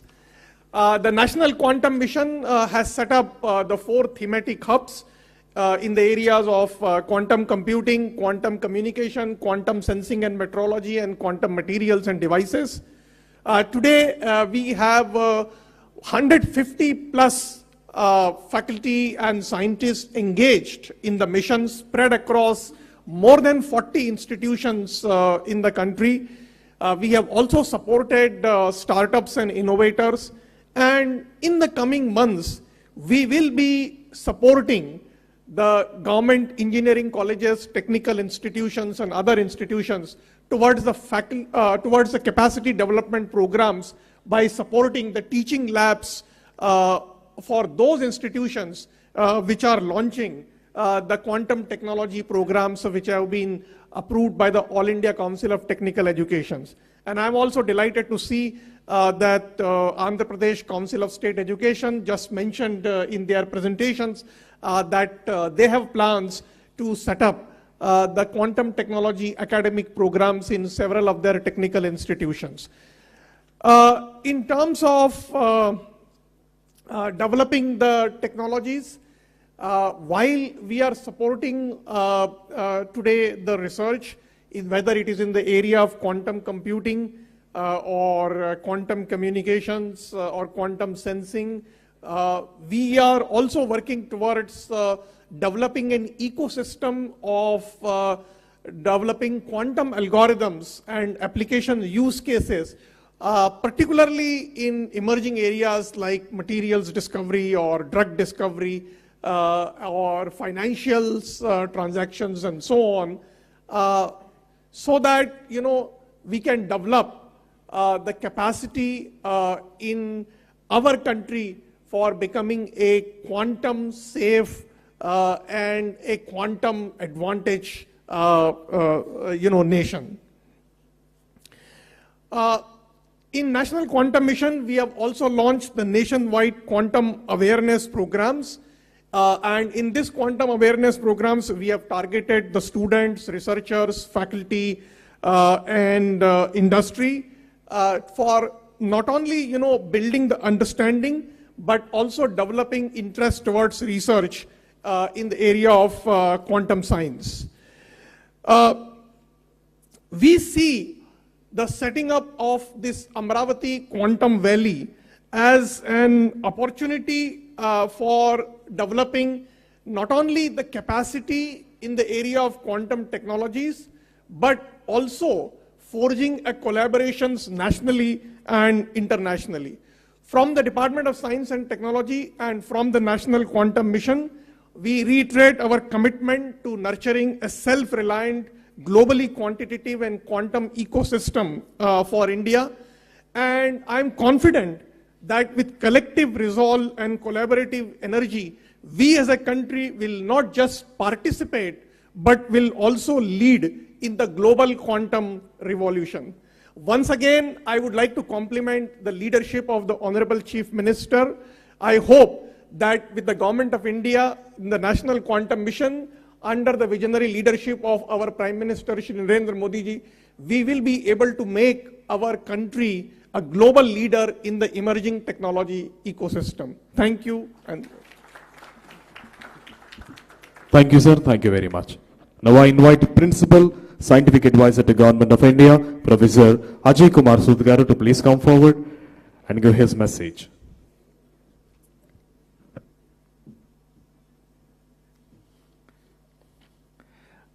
I am truly privileged to join the dignitaries on and off the dais, especially our Honorable Chief Minister of Andhra Pradesh, Shri Chandrababu Naidu ji, and Shri Nara Chandrababu ji. Our Honorable Prime Minister, Shri Narendra Modi ji, and Shri Chandrababu Naidu garu ji have both strongly believed in the transformative potential of new and emerging technologies for delivering public good. So National Quantum Mission, along with other missions, and Quantum Valley at Amaravati are two examples of this vision. I would like to again join Abhay in congratulating Honorable Chief Minister for really taking this very visionary step in showing the way for accelerating quantum technology dissemination across all sectors.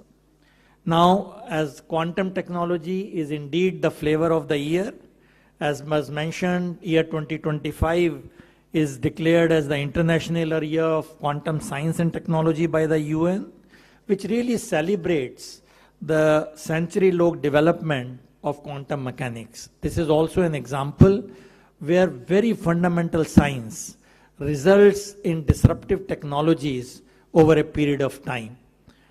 So quantum technology, as was mentioned repeatedly in the last few minutes, is really the newest technology frontier, which is a must for strategic autonomy of any country. It will indeed transform the landscape, technology landscape, over a wide canvas. It is befitting that New Amaravati should have ambitious plans for becoming a quantum technology hub in the country. So in my view, this center-state symphony clearly shows that the task of nation building is a joint center-state enterprise. We will also be the partner in realizing the larger goals of National Quantum Mission, with which our office is intimately connected. You have heard in the last 1 hour from many dignitaries that the engineering exploitation of quantum system, which is what quantum technology is, has enormous applications all across the sector, be it the financial sector, be it the security in all aspects, quantum communication, quantum sensing, and so on. So I will not repeat that. But one area which will come up sooner than later is the application of quantum computers in climate change. This is a beginning of that, because when you are dealing with billions of parameters in weather prediction, this is where the power of quantum will be useful. And the other areas which will see a huge jump in the next 2-3 years is the merger of quantum and AI, which is what quantum AI is now being referred as. And this is the kind of areas, the disruptive areas, I definitely feel Amaravati Valley can make a dent in the global scene. So the list of these applications is enormous.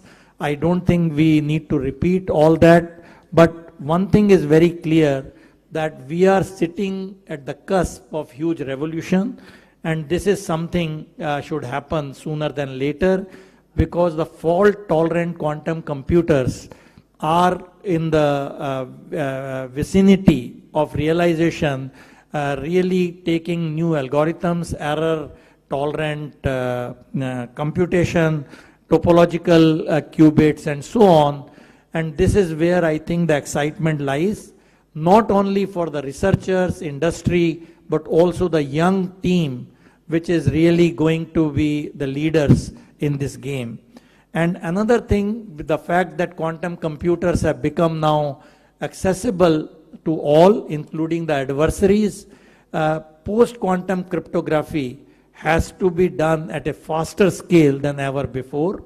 In addition to the NIST algorithm, which has been accepted, we should really ask whether we should be also developing other PQC algorithms from India along with the other partners. And this, I think, is another area where the synergy between academicians, mathematicians, including mathematicians, and so on, will play a big role. And I think another news which you should be hearing is the ISRO quantum satellite very soon, which has already been planned, and it will be launched soon. And this is going to make a huge difference in quantum communication. So already you must have been hearing free space tests up to 1 kilometer and so on, but this is just a beginning, and we are all waiting for quantum satellite, where this will really go to the new height. So I think my own sense is that this is a very beginning of the whole revolution, where we don't even know which quantum computers will really win the race. Will it be the superconducting one, which looks the most hopeful now, spin qubits, photonic qubits, topological thing, neutral ion, and so on. So I think the game is really, really open, and the quantum mission has taken a very, very good approach to promote all these platforms rather than putting all your bets in on one of them. So I think this is something which time will tell. I guess this audience who have young people probably will see where this revolution will happen, but the beginning has already been done. And India, I am glad, is playing a very important role, not only in the technologies, but in the skilling of our young people. We have the demographic advantage. And this is again where Quantum Valley can make a very big impact. So I am so glad that Andhra Pradesh, under the leadership of visionary leader Shri Chandrababu Naidu Garuji, has shown the way, learning from what we saw almost 25 years back, what happened in Hyderabad.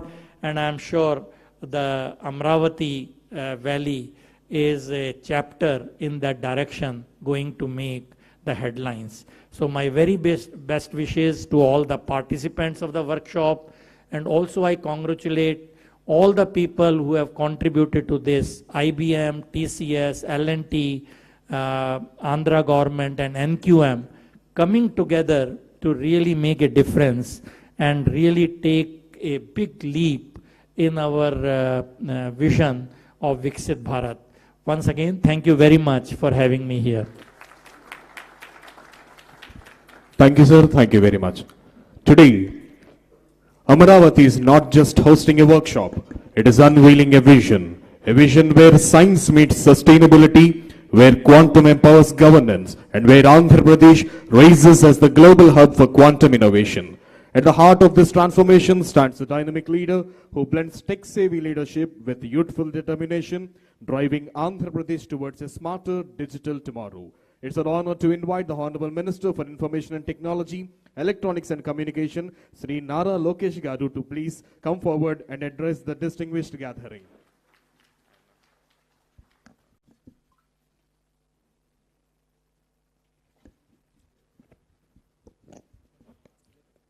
Distinguished scientists, researchers, visionary technologists, academic pioneers, industry leaders, respected colleagues in the public service, and my dear friends.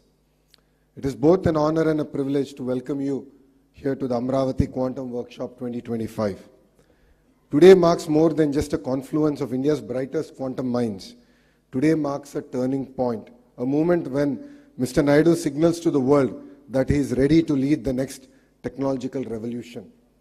Honestly, I find myself very lucky to see his second chapter of Technology Revolution.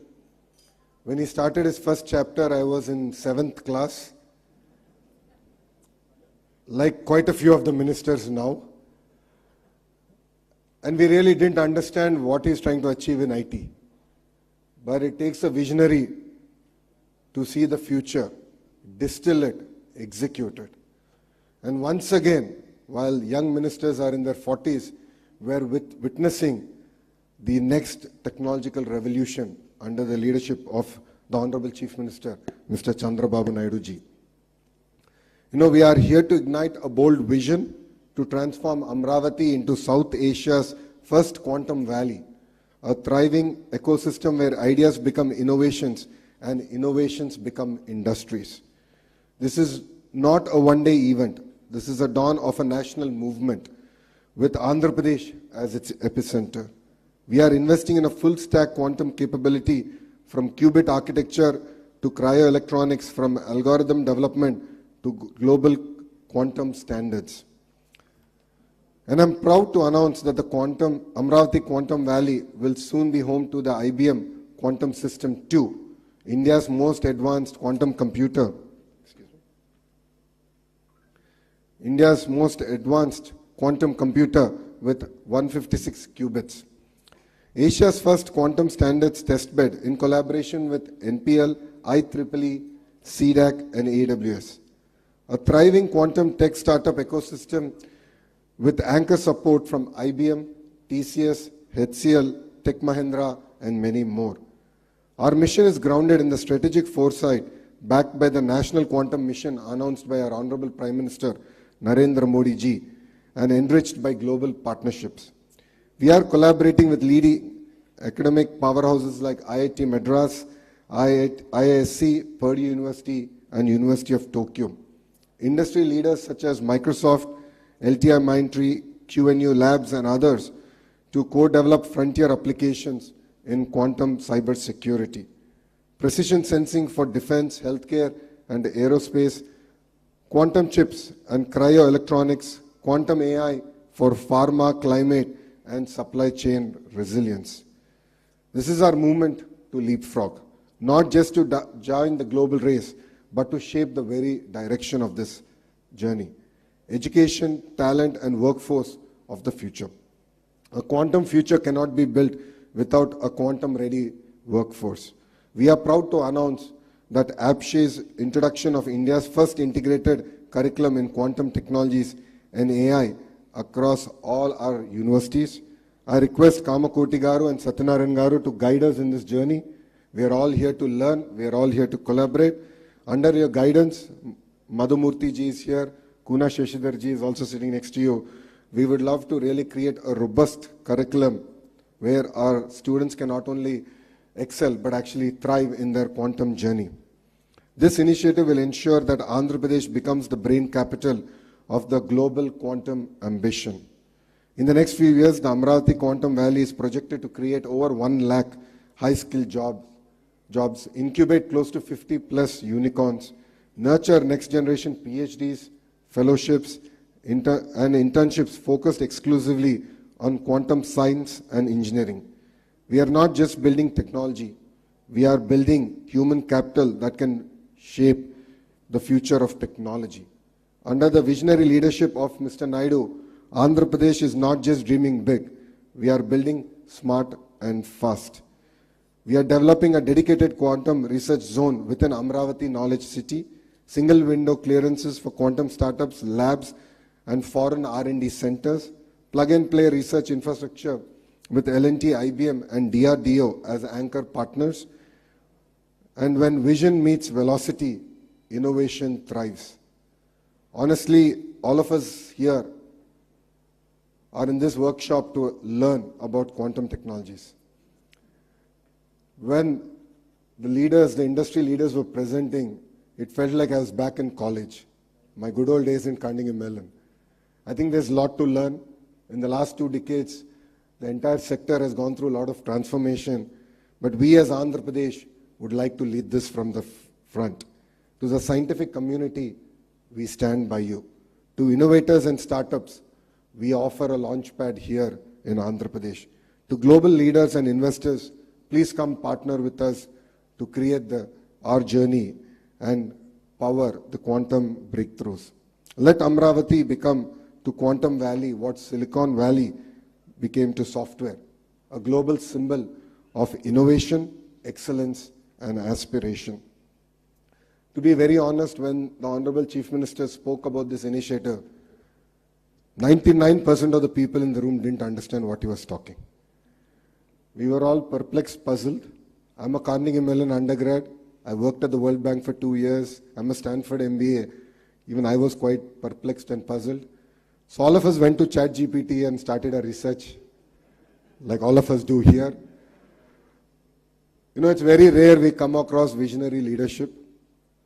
India is lucky to see the next version of Mr. Naidu, and we're really witnessing history here.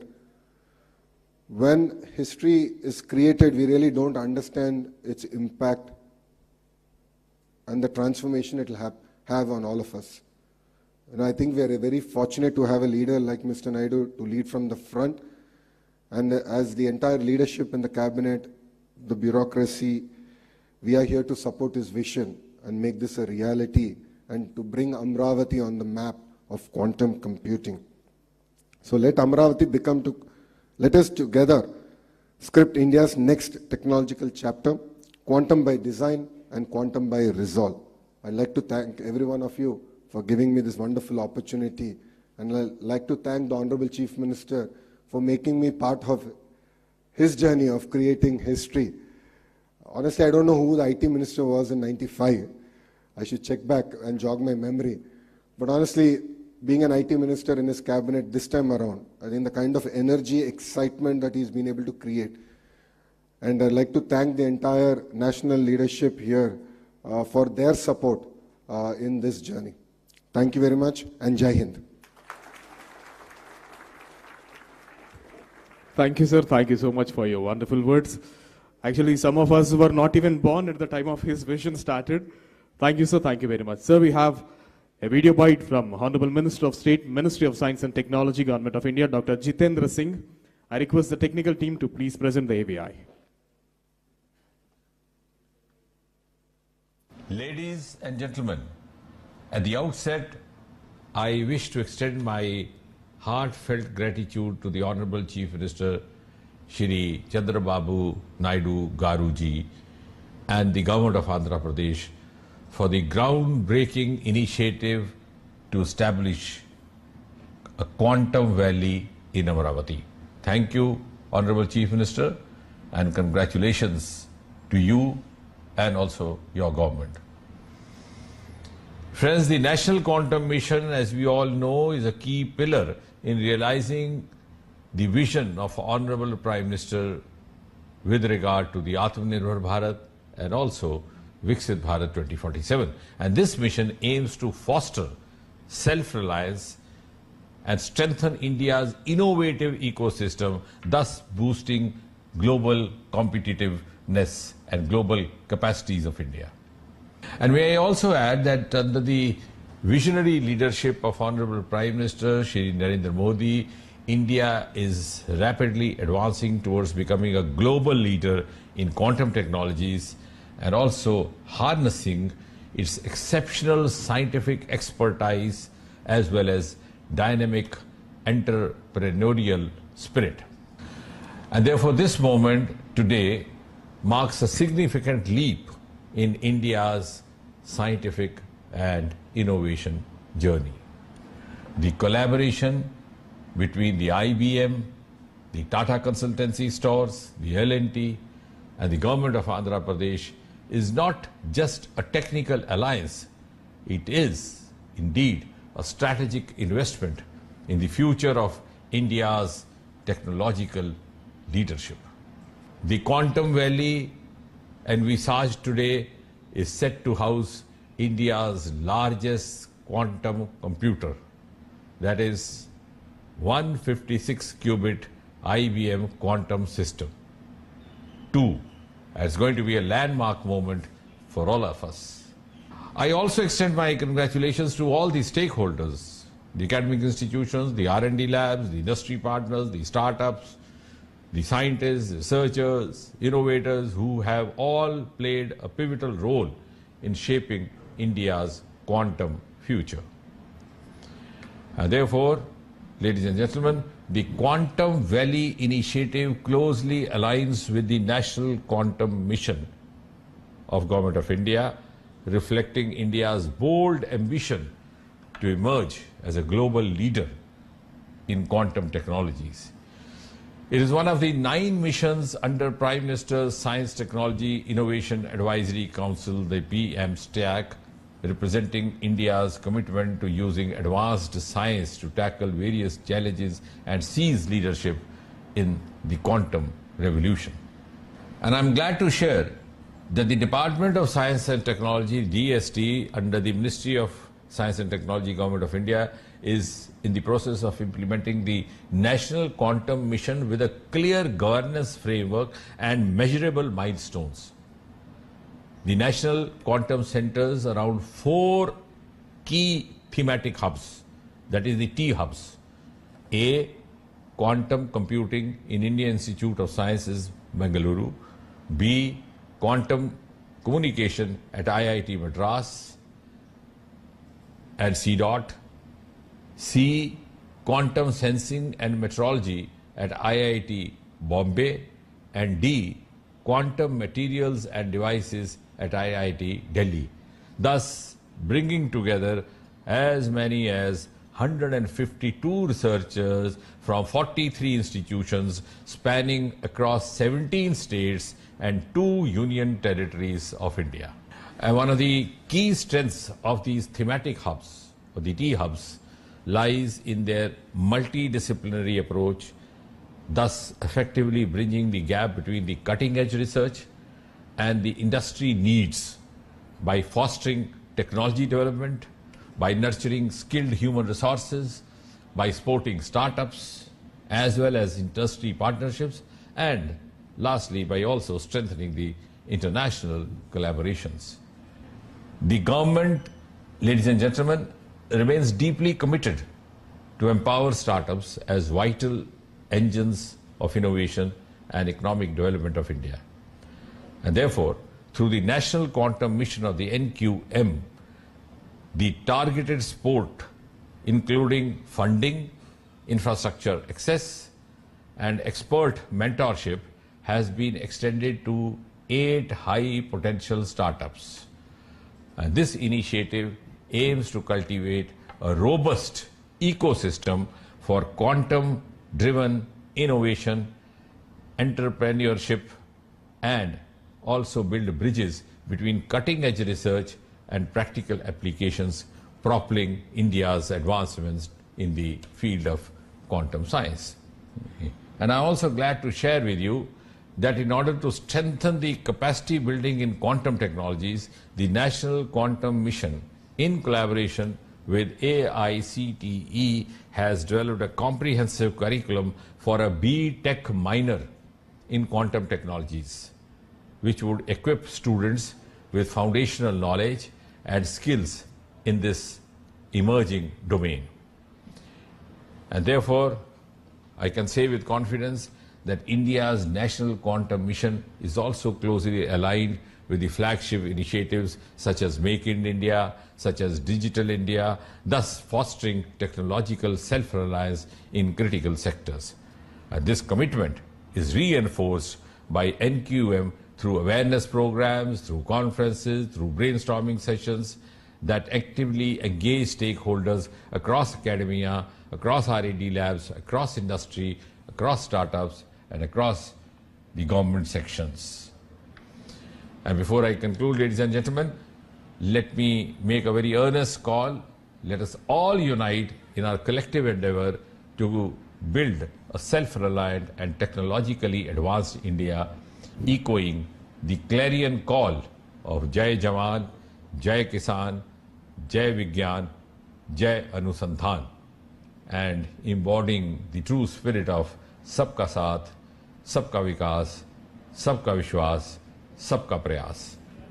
The National Quantum Mission stands as a bold stride into the quantum era to define the nation's position as a leader in the area. And therefore, I firmly believe that the Quantum Valley, which is being planned, would be the springboard for our country to build a sovereign, secure, scalable quantum technology domain. And therefore, on behalf of the Government of India, and also on my own behalf, I extend our full support to this Quantum Valley initiative, and I'm also proud to walk the journey together. Thank you once again. Thank you, Honorable Chief Minister Chandrababu Naidu Garu. My best wishes to all the participants. Jai Hind, Jai Vigyan. We thank Minister for State Jitendra Singh sir for the wonderful AV. Now, ladies and gentlemen, this transformative vision is not an accident of ambition. It is deliberate, focused dream of a leader who once propelled Andhra Pradesh to the forefront of the global IT revolution in 1990s and is now orchestrating its rise as a quantum superpower. We salute and warmly welcome the visionary who dreams a decade ahead, the architect of modern Andhra Pradesh, the man who sees Amaravati not just as the city, but as the beacon of intellect, invention, and global impact, our Honorable Chief Minister, Sri Nara Chandrababu Naidu Garu, to give his valuable message.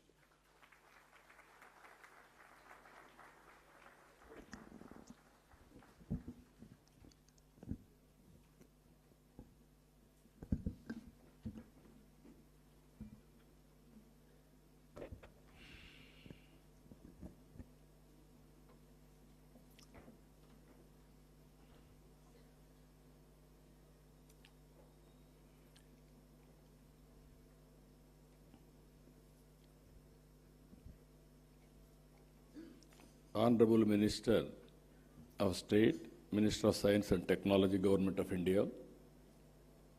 Just now he appeared on video conference, Dr. Jitendra Singh Ji. Honorable Minister for IT, Electronics, RTG, and Human Resource Development, Nara Lokesh Garu. Honorable Principal Scientist,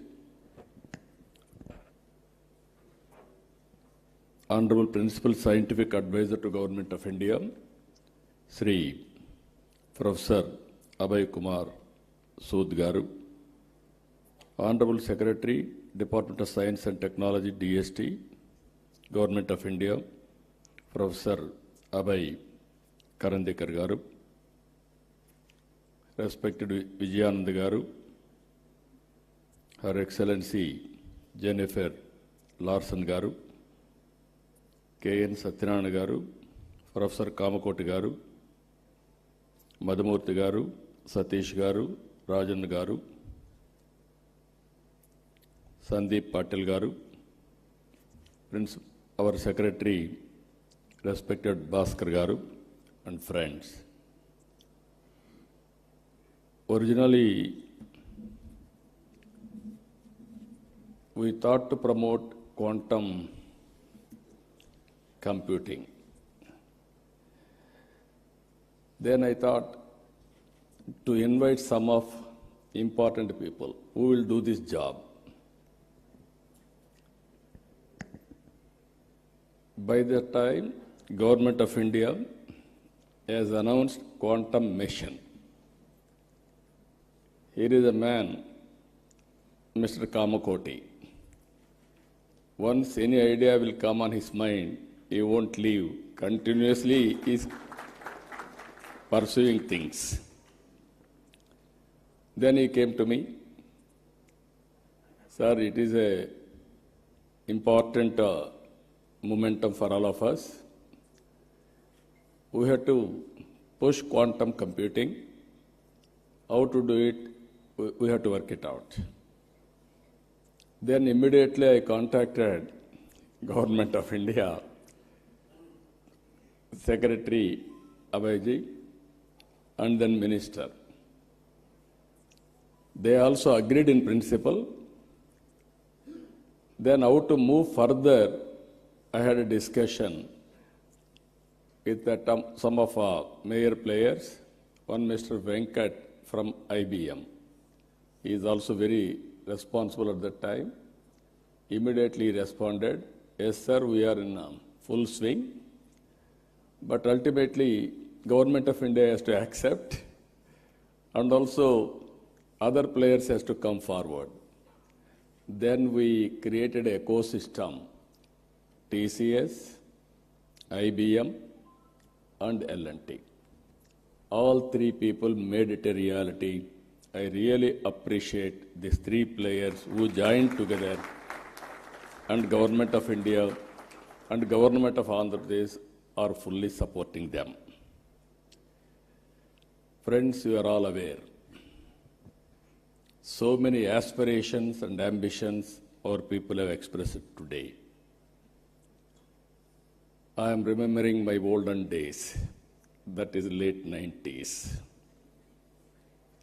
At that time, Bill Gates innovated internet.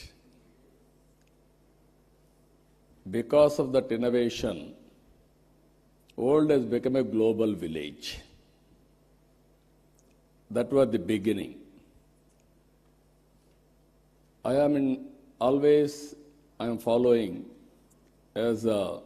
Lokesh has rightly mentioned, I started working for IT when he was 7th class. But I applied information technology in 1983-84, just he was born at that time. So, very inspiringly, I had some vision. Information technology will bring transparency, speediness, accountability, and whatnot, everything. That was the beginning. In India, nobody had a clue how to move forward. First time, I had a meeting with, today quantum computing, at least so many people have come. At that time, only few takers and some. They came, not one meeting, 2-3 meetings, we had a brainstorming. Finally, we thought we have to attempt it. We build one good iconic tower. That is where I called L&T. Even at that time, L&T was a premier organization in construction. I asked them to build high-tech city under PPP model. That was the beginning in India to promote information technology. But by that time, Bangalore and Gurgaon, they are having operations in a big way because of natural growth. Then I promoted ecosystem. Here I am using ecosystem. IT intention alone cannot serve the purpose. I went to America. First of all, I have to study what is IT, what is going to happen in future, all these things. As Chief Minister, first time, went to America All over the country, I told all corporate giants, you name anybody, including Microsoft, everybody I met at that time in America, and studied what is the future, and also analyzed and also asked them this showing strength of India. I told only one thing at the time everywhere. Nobody can ignore India. India is very strong in information technology for future. Reason is British people, after giving independence to us, they left English to us. They have taken my Kohinoor diamond also at that time, but they left English to us. Second, Indians are very strong in mathematics. Zero invented by Indian. So that is our strength. This is where I used to promote. Then after 15 days I came back. I started number of engineering colleges. And also I promoted IT education and asking people to educate their children in IT.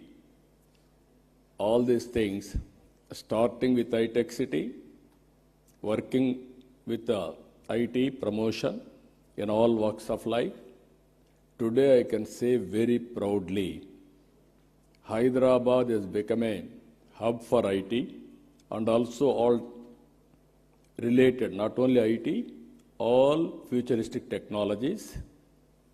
Highest per capita income in India, contributing Hyderabad 75% income for the state. I can announce proudly, all over the world, every 4 or 3, one is Indian in IT sector. Among Indians, 35% are Telugu community all over the world, including India. Now again I can say one thing, highest per capita income all over the world, you go to any country, America, our Consul General is here. I am proud to say we are serving your country, our people, in a big way. That is where highest per capita income, you go any country, Australia, Africa, or America, everywhere, Indians are earning. All these things happened within 25 years' time. Now I am saying, at that time, iTech City with IT,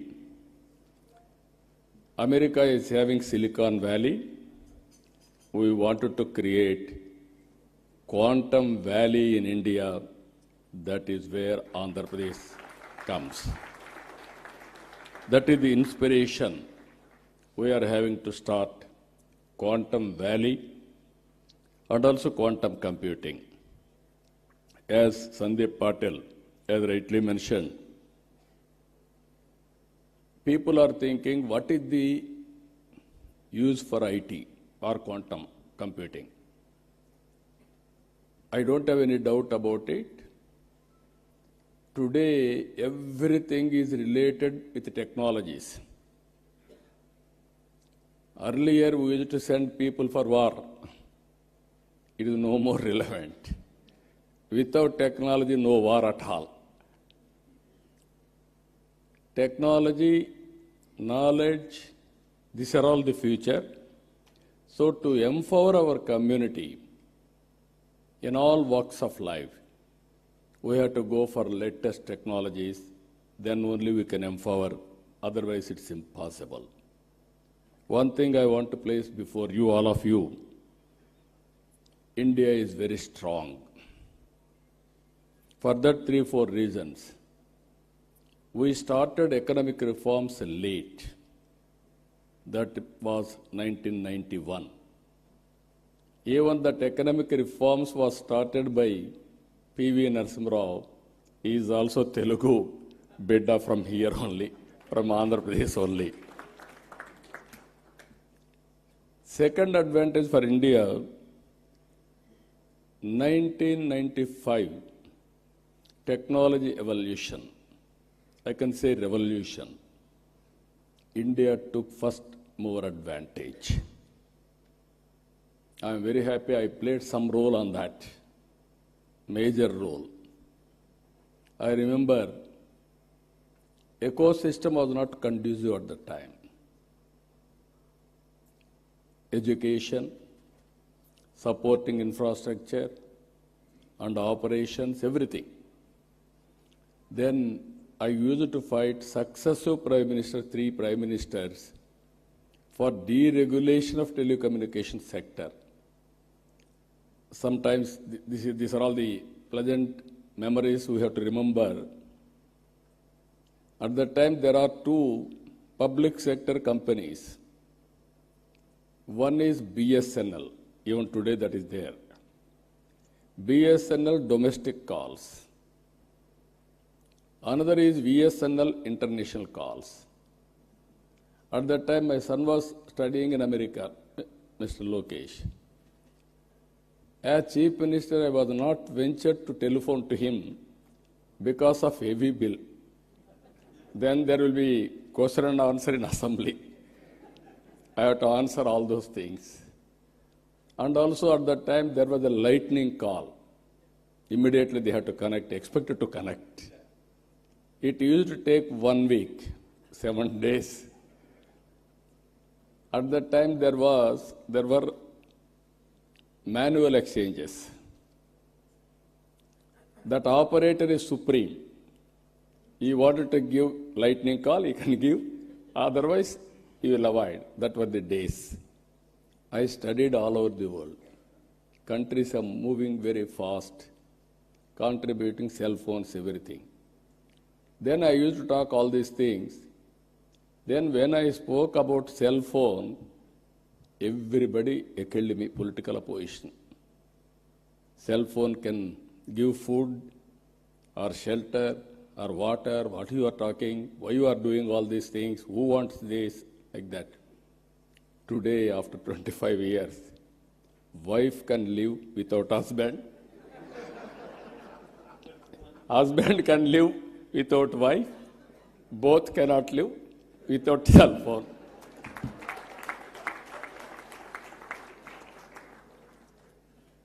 As a matter of fact, it is a weapon for everything.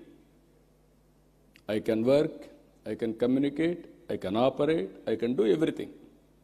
But not everything. That is where reforms has taken place. Third one, technology evolution. Indians are playing major role. Now India is having advantage demographic dividend. This some of you may not understand. Biggest advantage for India, young India. Always youngsters can take risk. While all other countries are facing aging problem, this demographic dividend advantage will be there up to 2047. Now I can say proudly, India's population is 146 crore population. China's population is 130 crore now. India will increase up to 170, 165. China population will be 100 crores. It is decreasing now. So, Indians can service the Indian community 80%. 20% can service global community now. Both corporate and public governance. That is the power of India. That is the power of population in India by using technology. Nobody can beat India in development. So these are all 3 advantages. Now, as our friends has rightly mentioned, now we are all working here. Quantum Valley with deep technologies. This is very order of the day. Earlier,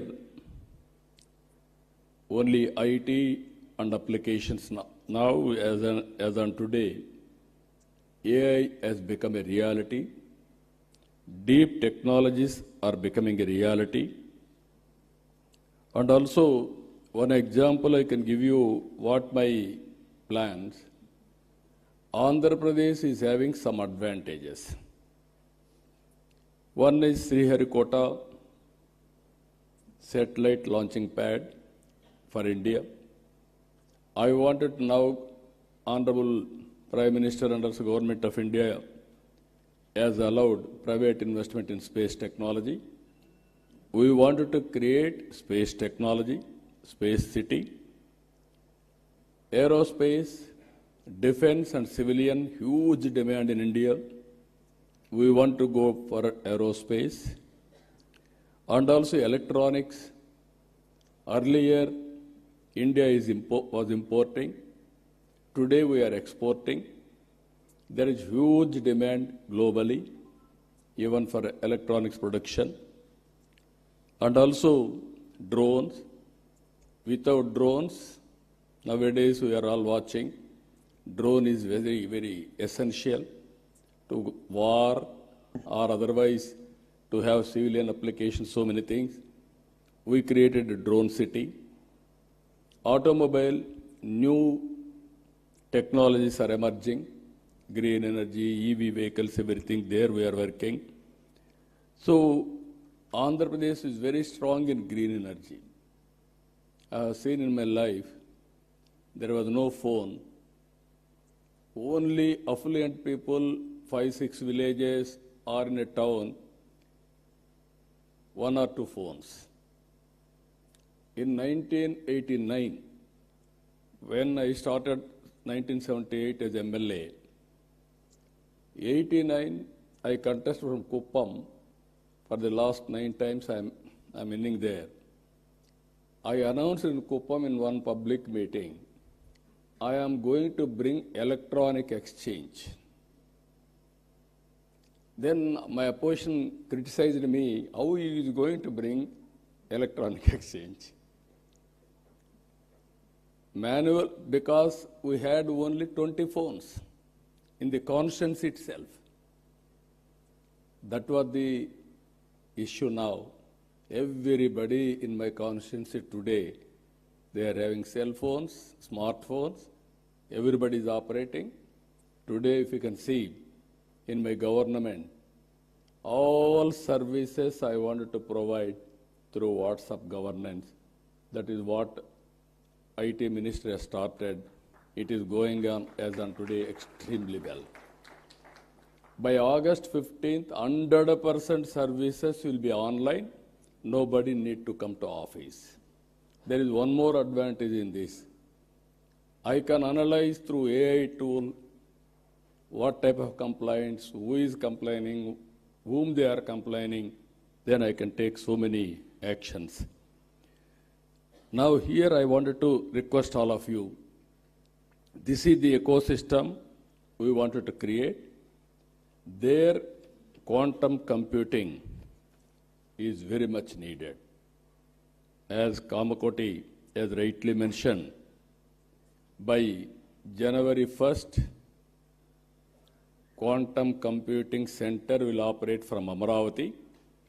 This is where beginning of Quantum Valley. Then, not only starting with quantum computing, you have to bring ecosystem. We have to bring use cases. He rightly mentioned 100 use cases by August 15th, 2026. That was the beginning only. I wanted to see, as on today, very interestingly, if you can go through, average AI usage. World average 31%. India average 65%. Here, top AI usage, China, India, USA, Europe. I am confident China population will reduce, India population will increase. More AI utilization will be India. That is going to happen very soon. I'm 100% confident on that. If you talk all these things, if you see here, 92% of Indian knowledge workers are using AI. Just now, IT Minister has rightly mentioned, he had a confusion on quantum computing. Then he asked ChatGPT. Immediately, it has given answer for him. Then no need to shy away, or otherwise, he got answer for that. That is the future now. I'm saying to all my workers, everybody, any doubt, you can go, you can prepare with a ChatGPT, this type of solutions. But ultimately, what I am thinking, for example, in Andhra Pradesh, TCS is our partners, not now, on information technology from the beginning. Now we are working data lake. By integrating all records in Andhra Pradesh with data, individuals, authentication with Aadhaar, and also family as a unit, and every house is geotagged, and also GPI, GI, and also Government of India programs, Government of Andhra Pradesh programs, and public satisfaction, service delivery, all files online. Now we are going, historical data is available, we are computerizing, we are putting on cloud or data centers. And at the same time, tools are available, AI, now we are talking quantum AI, AI for quantum computing, and also real-time data is available now through satellite, drones, CCTV cameras, IoT, wearables, sensors. By creating aware, we are getting 42 parameters real time. It may be temperature, humidity, rainfall, thunderbolt prediction, cyclone, cloud burst, soil moisture, groundwater, reservoir water, whatnot, everything. Even pest, crop pattern, prediction of crop yield, so that I can plan it for marketing. If I get all these things, for government, if I link with quantum computing, real time, I can get data, historical data is available, knowledge is available globally, computing with AI, quantum computing. I can communicate real time to the last mile again for execution. That is a game changer for future, either for health, either for agriculture, either for any walks of life. If you can do that, then youngsters are here, startup companies, and also this ecosystem players, huge market, pharma industry. Now they are doing, Suchitra is here, they are doing biotechnology, so much of research, so much of all these things. Now by using quantum computing, we can reduce the time, you can prepare your modules at a cost-effective way. Even personal medicine is not far away. So this is where I am visualizing all these things. So how to go about, all of us has to think in that direction. As our Excellency Jennifer has rightly mentioned, India and America, two big democracies. We have to compete with each other, we have to work together for each other for global good. India and America has to do in that direction. That will go a long way.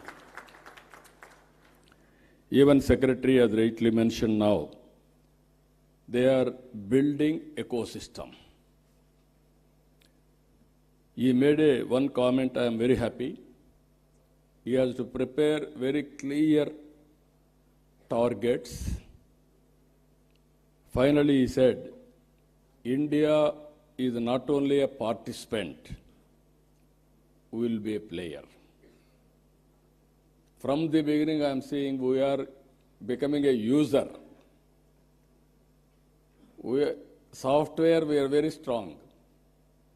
But at the same time, products, we are very weak. That is the biggest challenge, sir. I am telling you. You give challenges to our people. They are prepared to go for products.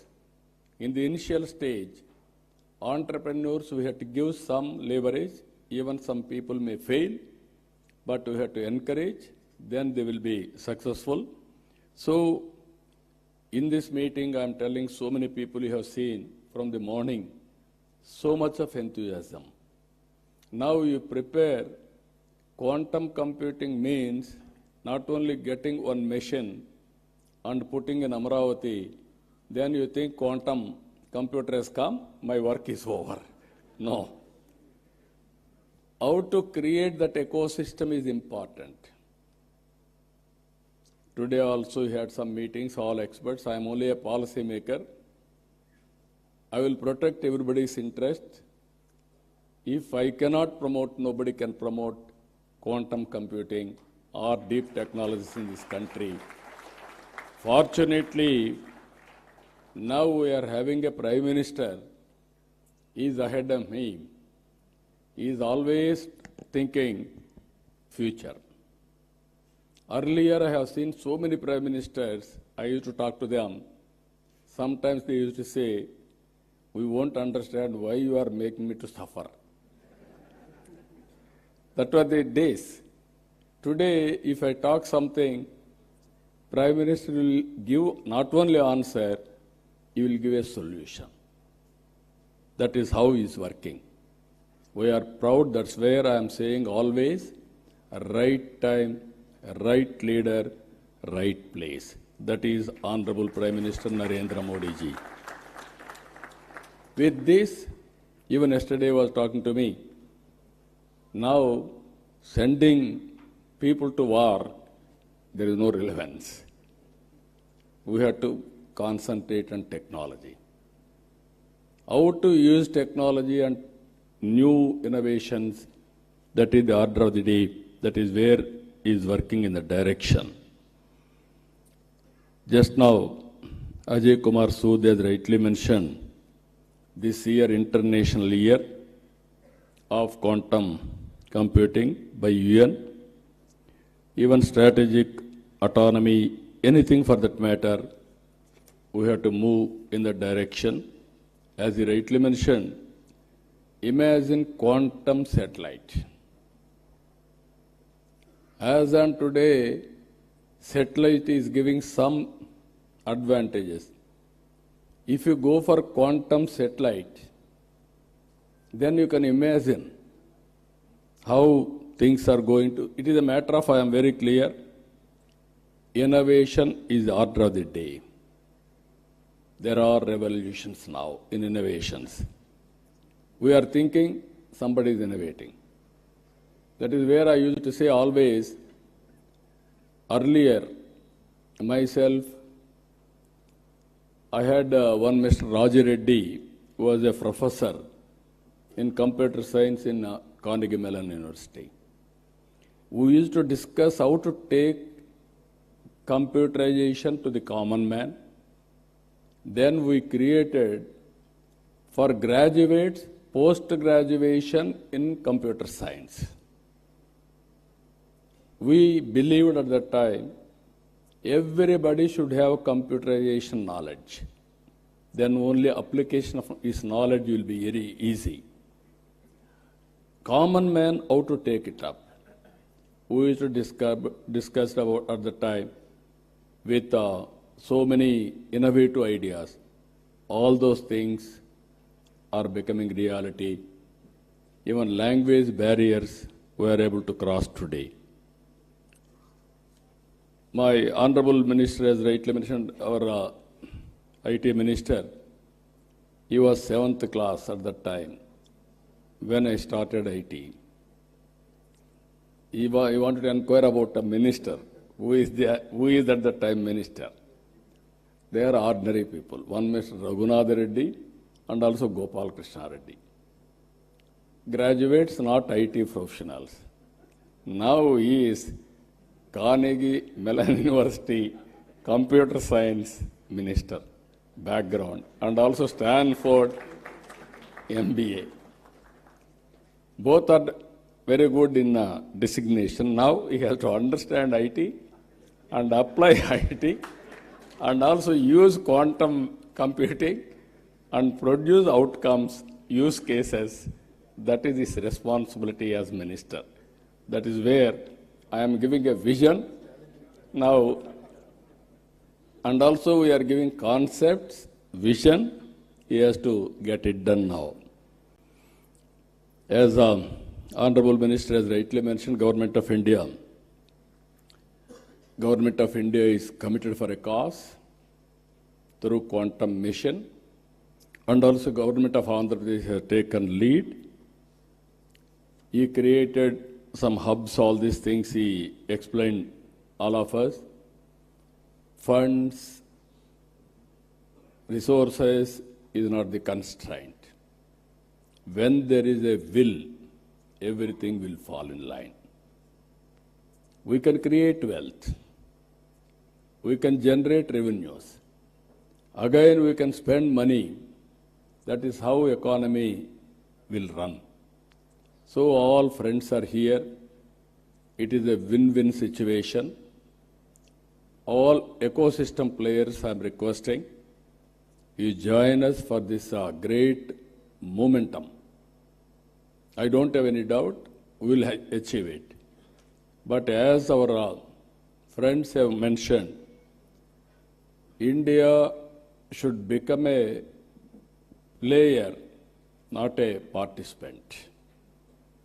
Any ecosystem we have to create. All international companies, I am telling you, if you miss now, you will miss forever.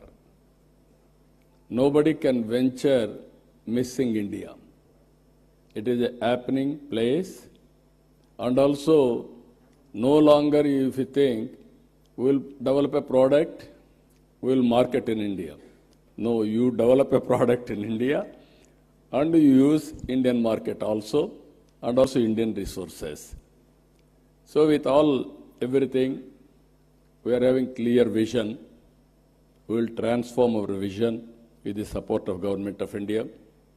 Friends, I am requesting, sky is the limit for innovations. You are thinking somebody is innovating. Essence of time, you have to keep it in mind. Move in the competitive world, then everything is possible. I am very happy by seeing all of you, so much of response. Even our people have stopped at one stage further registrations because room is very full. That is the enthusiasm it has created now. As our people have rightly mentioned, we have created one ecosystem, Ratan Tata Innovation Hub at Amaravati, and also 5 zones, 5 spoke models. We wanted to bring industry to lead, academic institutions as knowledge partner, and also I wanted to promote in a big way every one family, one entrepreneur. Earlier I promoted one family, one IT professional. It has served my purpose. Today I am promoting one family, one entrepreneur. That is especially in a knowledge economy. Working from anywhere, it is not a big issue. Think globally, act globally. Distance is not the constraint. From Vijayawada or remote village in Andhra Pradesh, you start a company, you can serve the global community. That is the for today. That is going to happen for future. With this, for all our endeavors, quantum computing is going to play very crucial role. It will be next level. It won't come below this. In this excellent meeting, always I am saying I am a student, learning from others, and through public policies, I wanted to implement for the empowerment of people. Even today, by sitting here 4 or 5 hours, I am writing everything. I am understanding next level of technologies, how to integrate in my governance. I am very happy. Excellent occasion, very good momentum. Today you are going to declare Amaravati declaration. That declaration will take it up to the logical conclusion.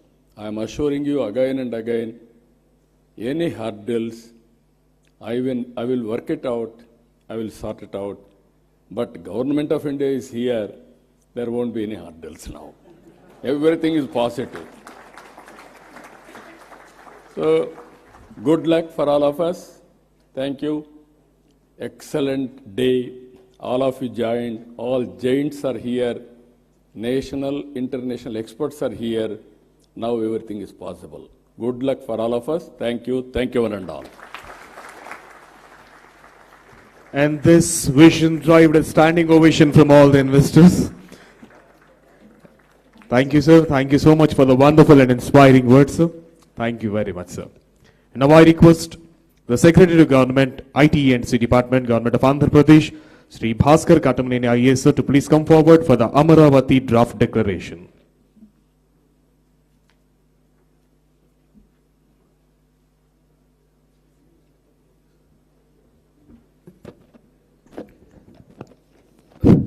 Honorable CM Sir, Honorable Minister for IT, Sri Lokesh Garu,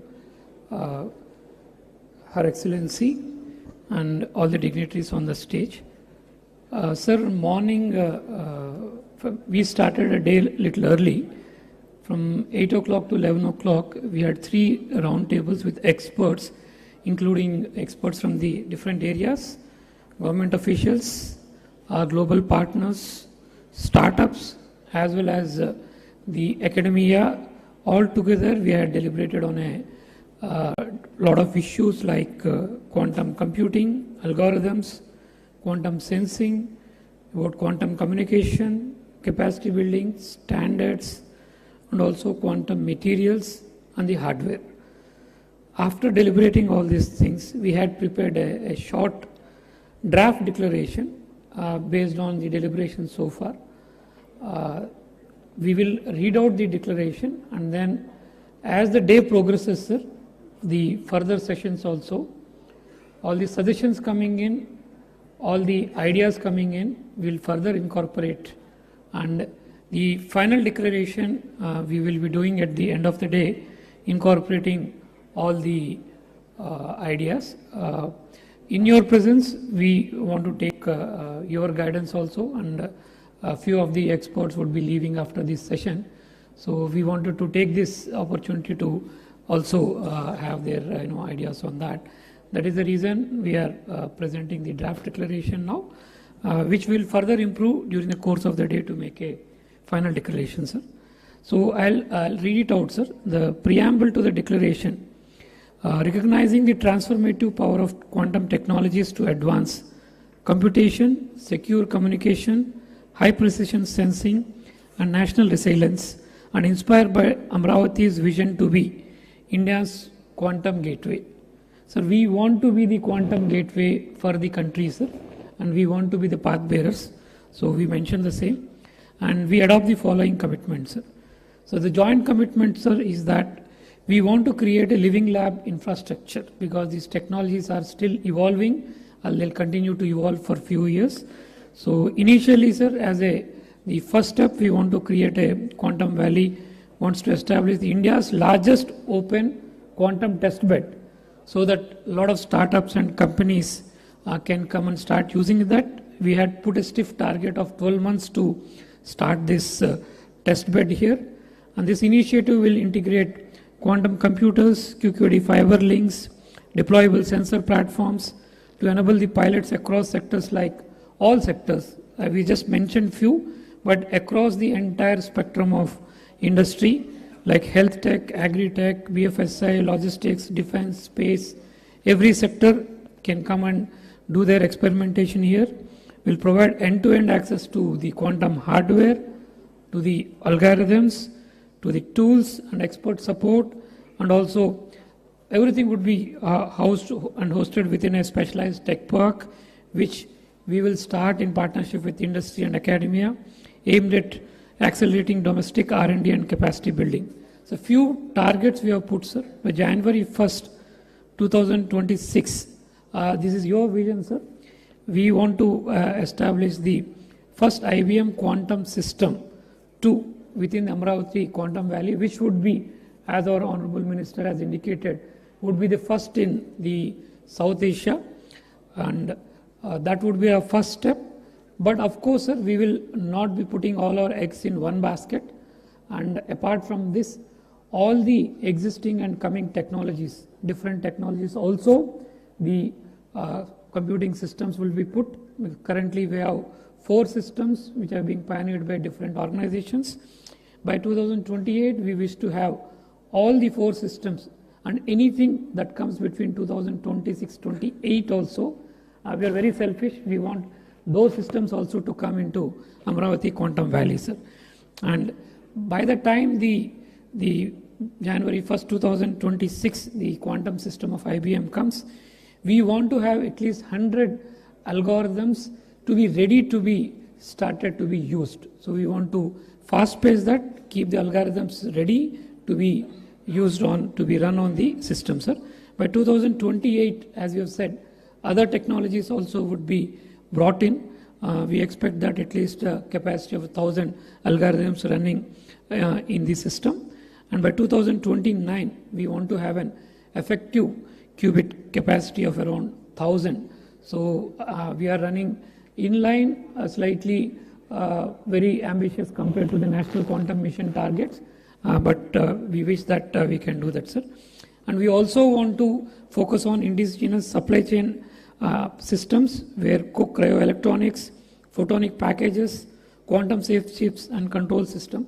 Most of the partners and most of the people and speakers felt that last time in the IT revolution somehow we have missed the hardware and the chip ecosystem, and this time we should not do that, and we should ensure that from the computing systems we should also take advantage and build the hardware ecosystem where we are able to manufacture the hardware chips required within the country itself and also export to the other parts of the country, what Taiwan is able to do for the world today in the normal chips which are using processors and all. In terms of quantum chips and quantum hardware, India should become the place, and Amaravati Quantum Valley should become the place where the chips and hardware are designed and manufactured. And regarding talent and capacity building, so we want to establish one Amaravati Quantum Academy in the next year, which from the first year could start training 500 specialists in the quantum technology and ultimately reach a potential of about 5,000 persons who can be trained on different areas of quantum technologies. And then academic enablement, we want the first mover. We want to have 20 universities in AP and about 100 in India. This is in line with the National Quantum Mission targets. Can start the courses in undergrad, postgrad and PhD programs. The timelines we have put to ourselves by about January 1, 2026. The curriculum would be ready. Our state government higher education department is actively completing that part. And by the next year, by 2027, we want to have the courses all started everywhere and then take advantage of. And then we also want to make a place for the startups and the investment. We want to be investment catalyst. Start 1,000 crore dedicated quantum fund where the startups can access the fund and also the infrastructure. And then to support at least 20 quantum hardware startups in the first year, and then reach a number of 100 by 2030. And we'll also provide sandboxes to them. We also want to attract at least 500 million in quantum technology investments by January 1, 2027, and go to a target of $1 billion by January 1, 2029, covering all areas of quantum technologies like chips, sensing, communication, hardware, and other technologies. We want to have a global collaboration. We will work very closely with the National Quantum Mission as a sub-part of the National Quantum Mission, and we will establish a global quantum collaboration council here in Amaravati to harmonize international standards and pursue joint R&D and promote research. And in terms of governance and accountability, we will want to have a multi-stakeholder Amaravati Quantum Valley mission, which is already the work we have started on that, which will have multiple working groups to identify use cases of using quantum technologies, different sector. It also publishes transparent dashboard of KPIs each quarter and convene an annual World Quantum Expo, the way it is done in Las Vegas, the way it is done in Taipei. We want to also do an annual program here so that we become the nucleus and catalyst where all the experts from around the world can come, discuss and showcase their technology, and we can do a lot of collaborations there. Every year from 2027, sir, with your permission, we want to do a Quantum Expo in Amaravati, and if somebody takes the name of Quantum Expo, the name should be synonymous with Amaravati, sir. This has happened with many sectors. We want to do that with Amaravati also, sir. So with your blessings, I think we should be able to do that. 26 onwards, sir. Yes, sir. So 1 year in advance, sir, we'll do that, sir. 26 onwards, we'll start that. And, sir, we call for action from all the stakeholders, government, industry, academia, startups, and global partners to rally behind this declaration, transforming Amaravati into lighthouse for quantum innovation, standards, and inclusive prosperity. Sir, the main line that we are taking is, sir, by 2035, Amaravati aims to be not only India's quantum capital, but also to the world's lighthouse for deep technological progress. Thank you, sir, and thank you all, ladies and gentlemen. Thank you. Thank you, sir. Thank you very much. Hereby, the draft of Amaravati got declared. Now I request Honorable CM, sir, to kindly felicitate distinguished guests. I request Madam H. Jennifer Larson, U.S. Consul General, Hyderabad, to please come forward.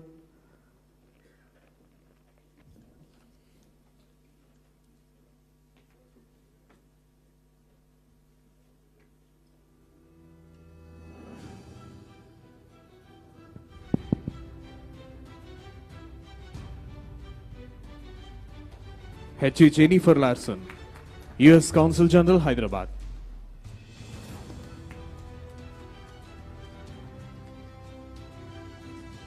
And also Mr. Anil Sharma, Global Head of TCS Co-Innovation Network.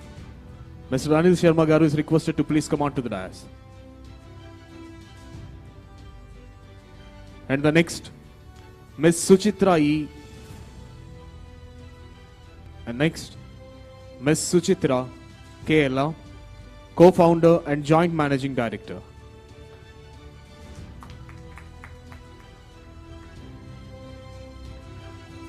Next comes Mr. Rajiv Kumar, Managing Director, Microsoft India Development Center.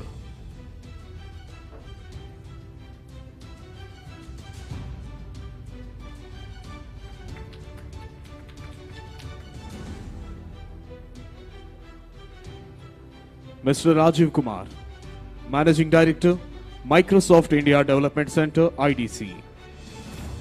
And the next comes Mr. Amitabh Ghoshal, Vice President, India Operations, L3 Harris.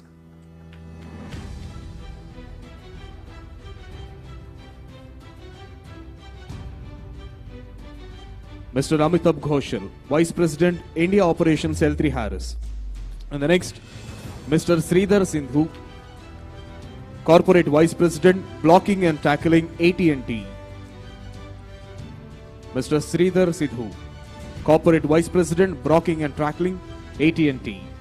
And the next, Mr. Nilesh Binwali, GM MD, VP Engineering, Pattern India.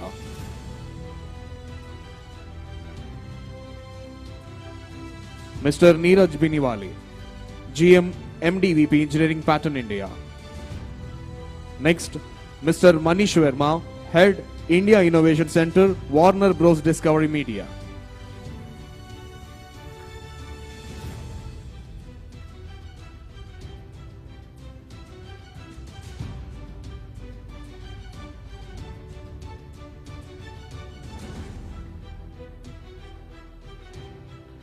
Mr. Manish Verma, Head, India Innovation Center, Warner Bros. Discovery Media. Next, Mr. Phani Mitra, Global Chief Digital and Information Officer, Dr. Reddy's. Next, Mr. Amit Singhi, Director, IBM Research India and CTO, IBM India and South Asia.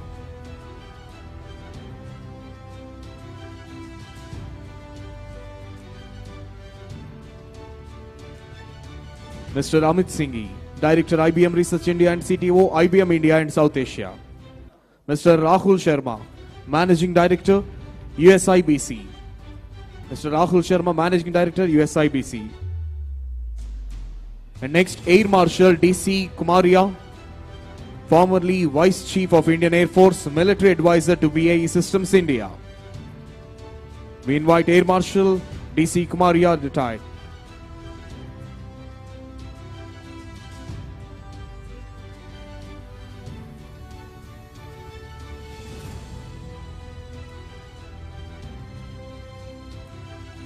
Air Marshal DC Kumaria, sir. And next, Sri Sandeep Patil, Managing Director, IBM India Private Limited.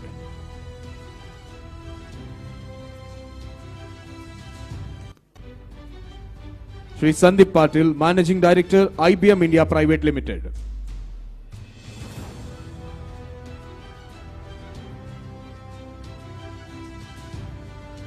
Sri Scott Crowder, Vice President, IBM Quantum Adoption. Shri Scott Crowder, Vice President, IBM Quantum Adoption. Shri V. Rajan Garu, President, Technology Software and Services, Tata Consultancy Services Limited.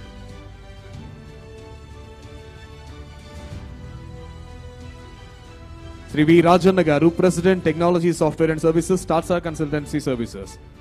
Shri M. V. Manish, Shri M. V. Satish Garu, former whole-time director and current Executive Committee Member and Advisor to CMD, Larsen & Toubro. Shri M. V. Satish Garu.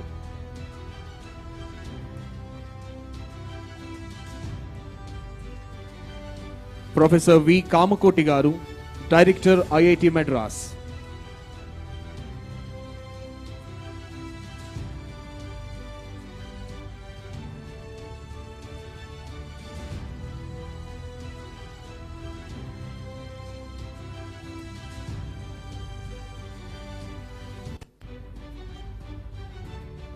Professor V. Kamakoti Garu, Director, IIT Madras.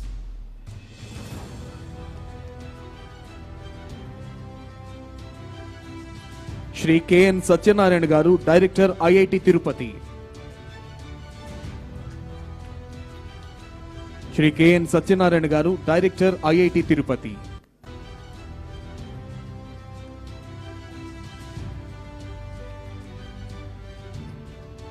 Professor Abhay Karandikar Garu, Secretary, Department of Science and Technology, DST Government of India.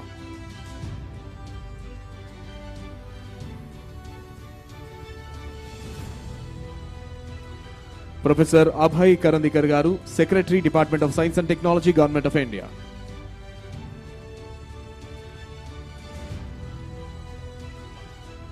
Professor Ajay Kumar Sood Garu, Principal Scientific Advisor to Government of India.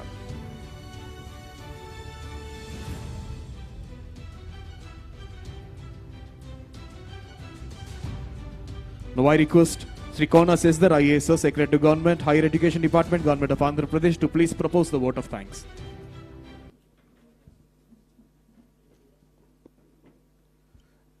Good morning, everybody. My colleague, Secretary IT Bhaskar, deals with the technology side, and I, as Secretary Education, Skill Development and Training, deal with the academic side. As you know, it takes two hands for a clap. I assure you, sir, that we'll work very closely along with industry to realize your vision. As we conclude this inspiring inaugural session of the Amaravati Quantum Workshop 2025, it is my privilege to deliver the vote of thanks on behalf of the Government of Andhra Pradesh. First and foremost, I extend our deepest gratitude to our Honorable Chief Minister of Andhra Pradesh, Sri Nara Chandrababu Naidu garu, for his visionary leadership and unwavering commitment to transforming Amaravati into a global capital for quantum technologies. Sir, your presence and your words today have not only energized us, but have also reaffirmed a collective mission to build the Andhra Pradesh Quantum Valley as a beacon of innovation for India and the world. I also wish to thank Honorable Minister of State, Ministry of Science and Technology, Government of India, Dr. Jitendra Singh, for his message and words of wisdom. A heartfelt thanks to our Honorable Minister of HRD, IT Electronics and RTGS, Government of Andhra Pradesh, Sri Nara Lokesh garu, for his inspiring keynote address, his relentless and futuristic vision for the state to lead in technology and education. I am proud to share that as we herald into this new era of quantum computing in the state's education ecosystem from our schools to colleges is undergoing a transformation as a part of learning excellence in Andhra Pradesh, that is LEAP program. Here, we have a very important role to play, and our state universities, as my colleague Professor Madhumurthy garu has said, the state universities are gearing up for this revolution. This proactive approach by our universities is fundamental to achieving our vision of a vibrant quantum ecosystem in Amaravati. My heartfelt thanks to Her Excellency Jennifer Larson, Consul General Hyderabad, United States of America, for emphasizing the Indo-US collaboration vital for advancing quantum research and development. We are also deeply indebted to Professor Ajay Kumar Sood, Principal Scientific Advisor to Government of India, Professor Abhay Karandikar, Secretary, Department of Science and Technology, Government of India, Shri K. Vijayanand garu, Chief Secretary, Government of Andhra Pradesh, Shri Sandeep Patel, Managing Director, IBM, Mr. Scott Crowder, Vice President, IBM, Mr. M.V. Satish, Executive Committee Member and Advisor to CMD Larsen & Toubro, Mr. V. Rajanna, President, Technology, Software and Services and Head of Technology and Software Businesses, TCS, Professor Kamakoti, Director, IIT Madras, Professor K. N. Satyanarayana garu, Director, IIT Tirupati, and my colleague, Professor K. Madhumurthy garu, Chairman, APSHI, for their address and sharing Andhra Pradesh's vision and mission. To all our esteemed guests from academia, industry, and senior government officials from Government of India and Government of Andhra Pradesh, and Vice Chancellors from all our universities, thank you very much for your active participation. My special appreciation to my colleague Bhaskar, IT Secretary, for bringing out the Amaravati Draft Declaration. At this moment, I am reminded of Dr. APJ Abdul Kalam's inspiring words. Dream is not that which you see while sleeping. It is something that does not let you sleep. Today, we have collectively shared a dream, envisioned by our Honorable Chief Minister, a dream of transforming Amaravati into a vibrant, globally recognized quantum hub. Together, let us translate this vision into a reality. Thank you very much once again, and I look forward to seeing you all in the post-lunch session. Thank you very much. The post-lunch session will start at 2:30. So I think some of you got messages saying that 1:45, but it's because we are a little late. It will be 1 hour from now, so 2:30. So thank you. Thank you, sir. Thank you very much. Now I request Honorable CM, sir, and other dignitaries on the dais to please proceed for a group photo at the IBM prototype computer.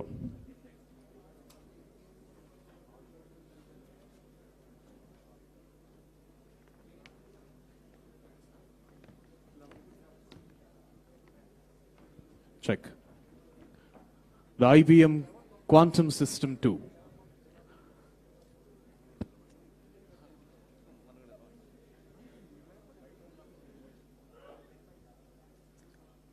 IBM leads the world in quantum computing. Honorable CM, sir, along with the Minister for IT and other dignitaries from various parts of the nation and the world, are having a group picture at the IBM Quantum System 2. The future is here.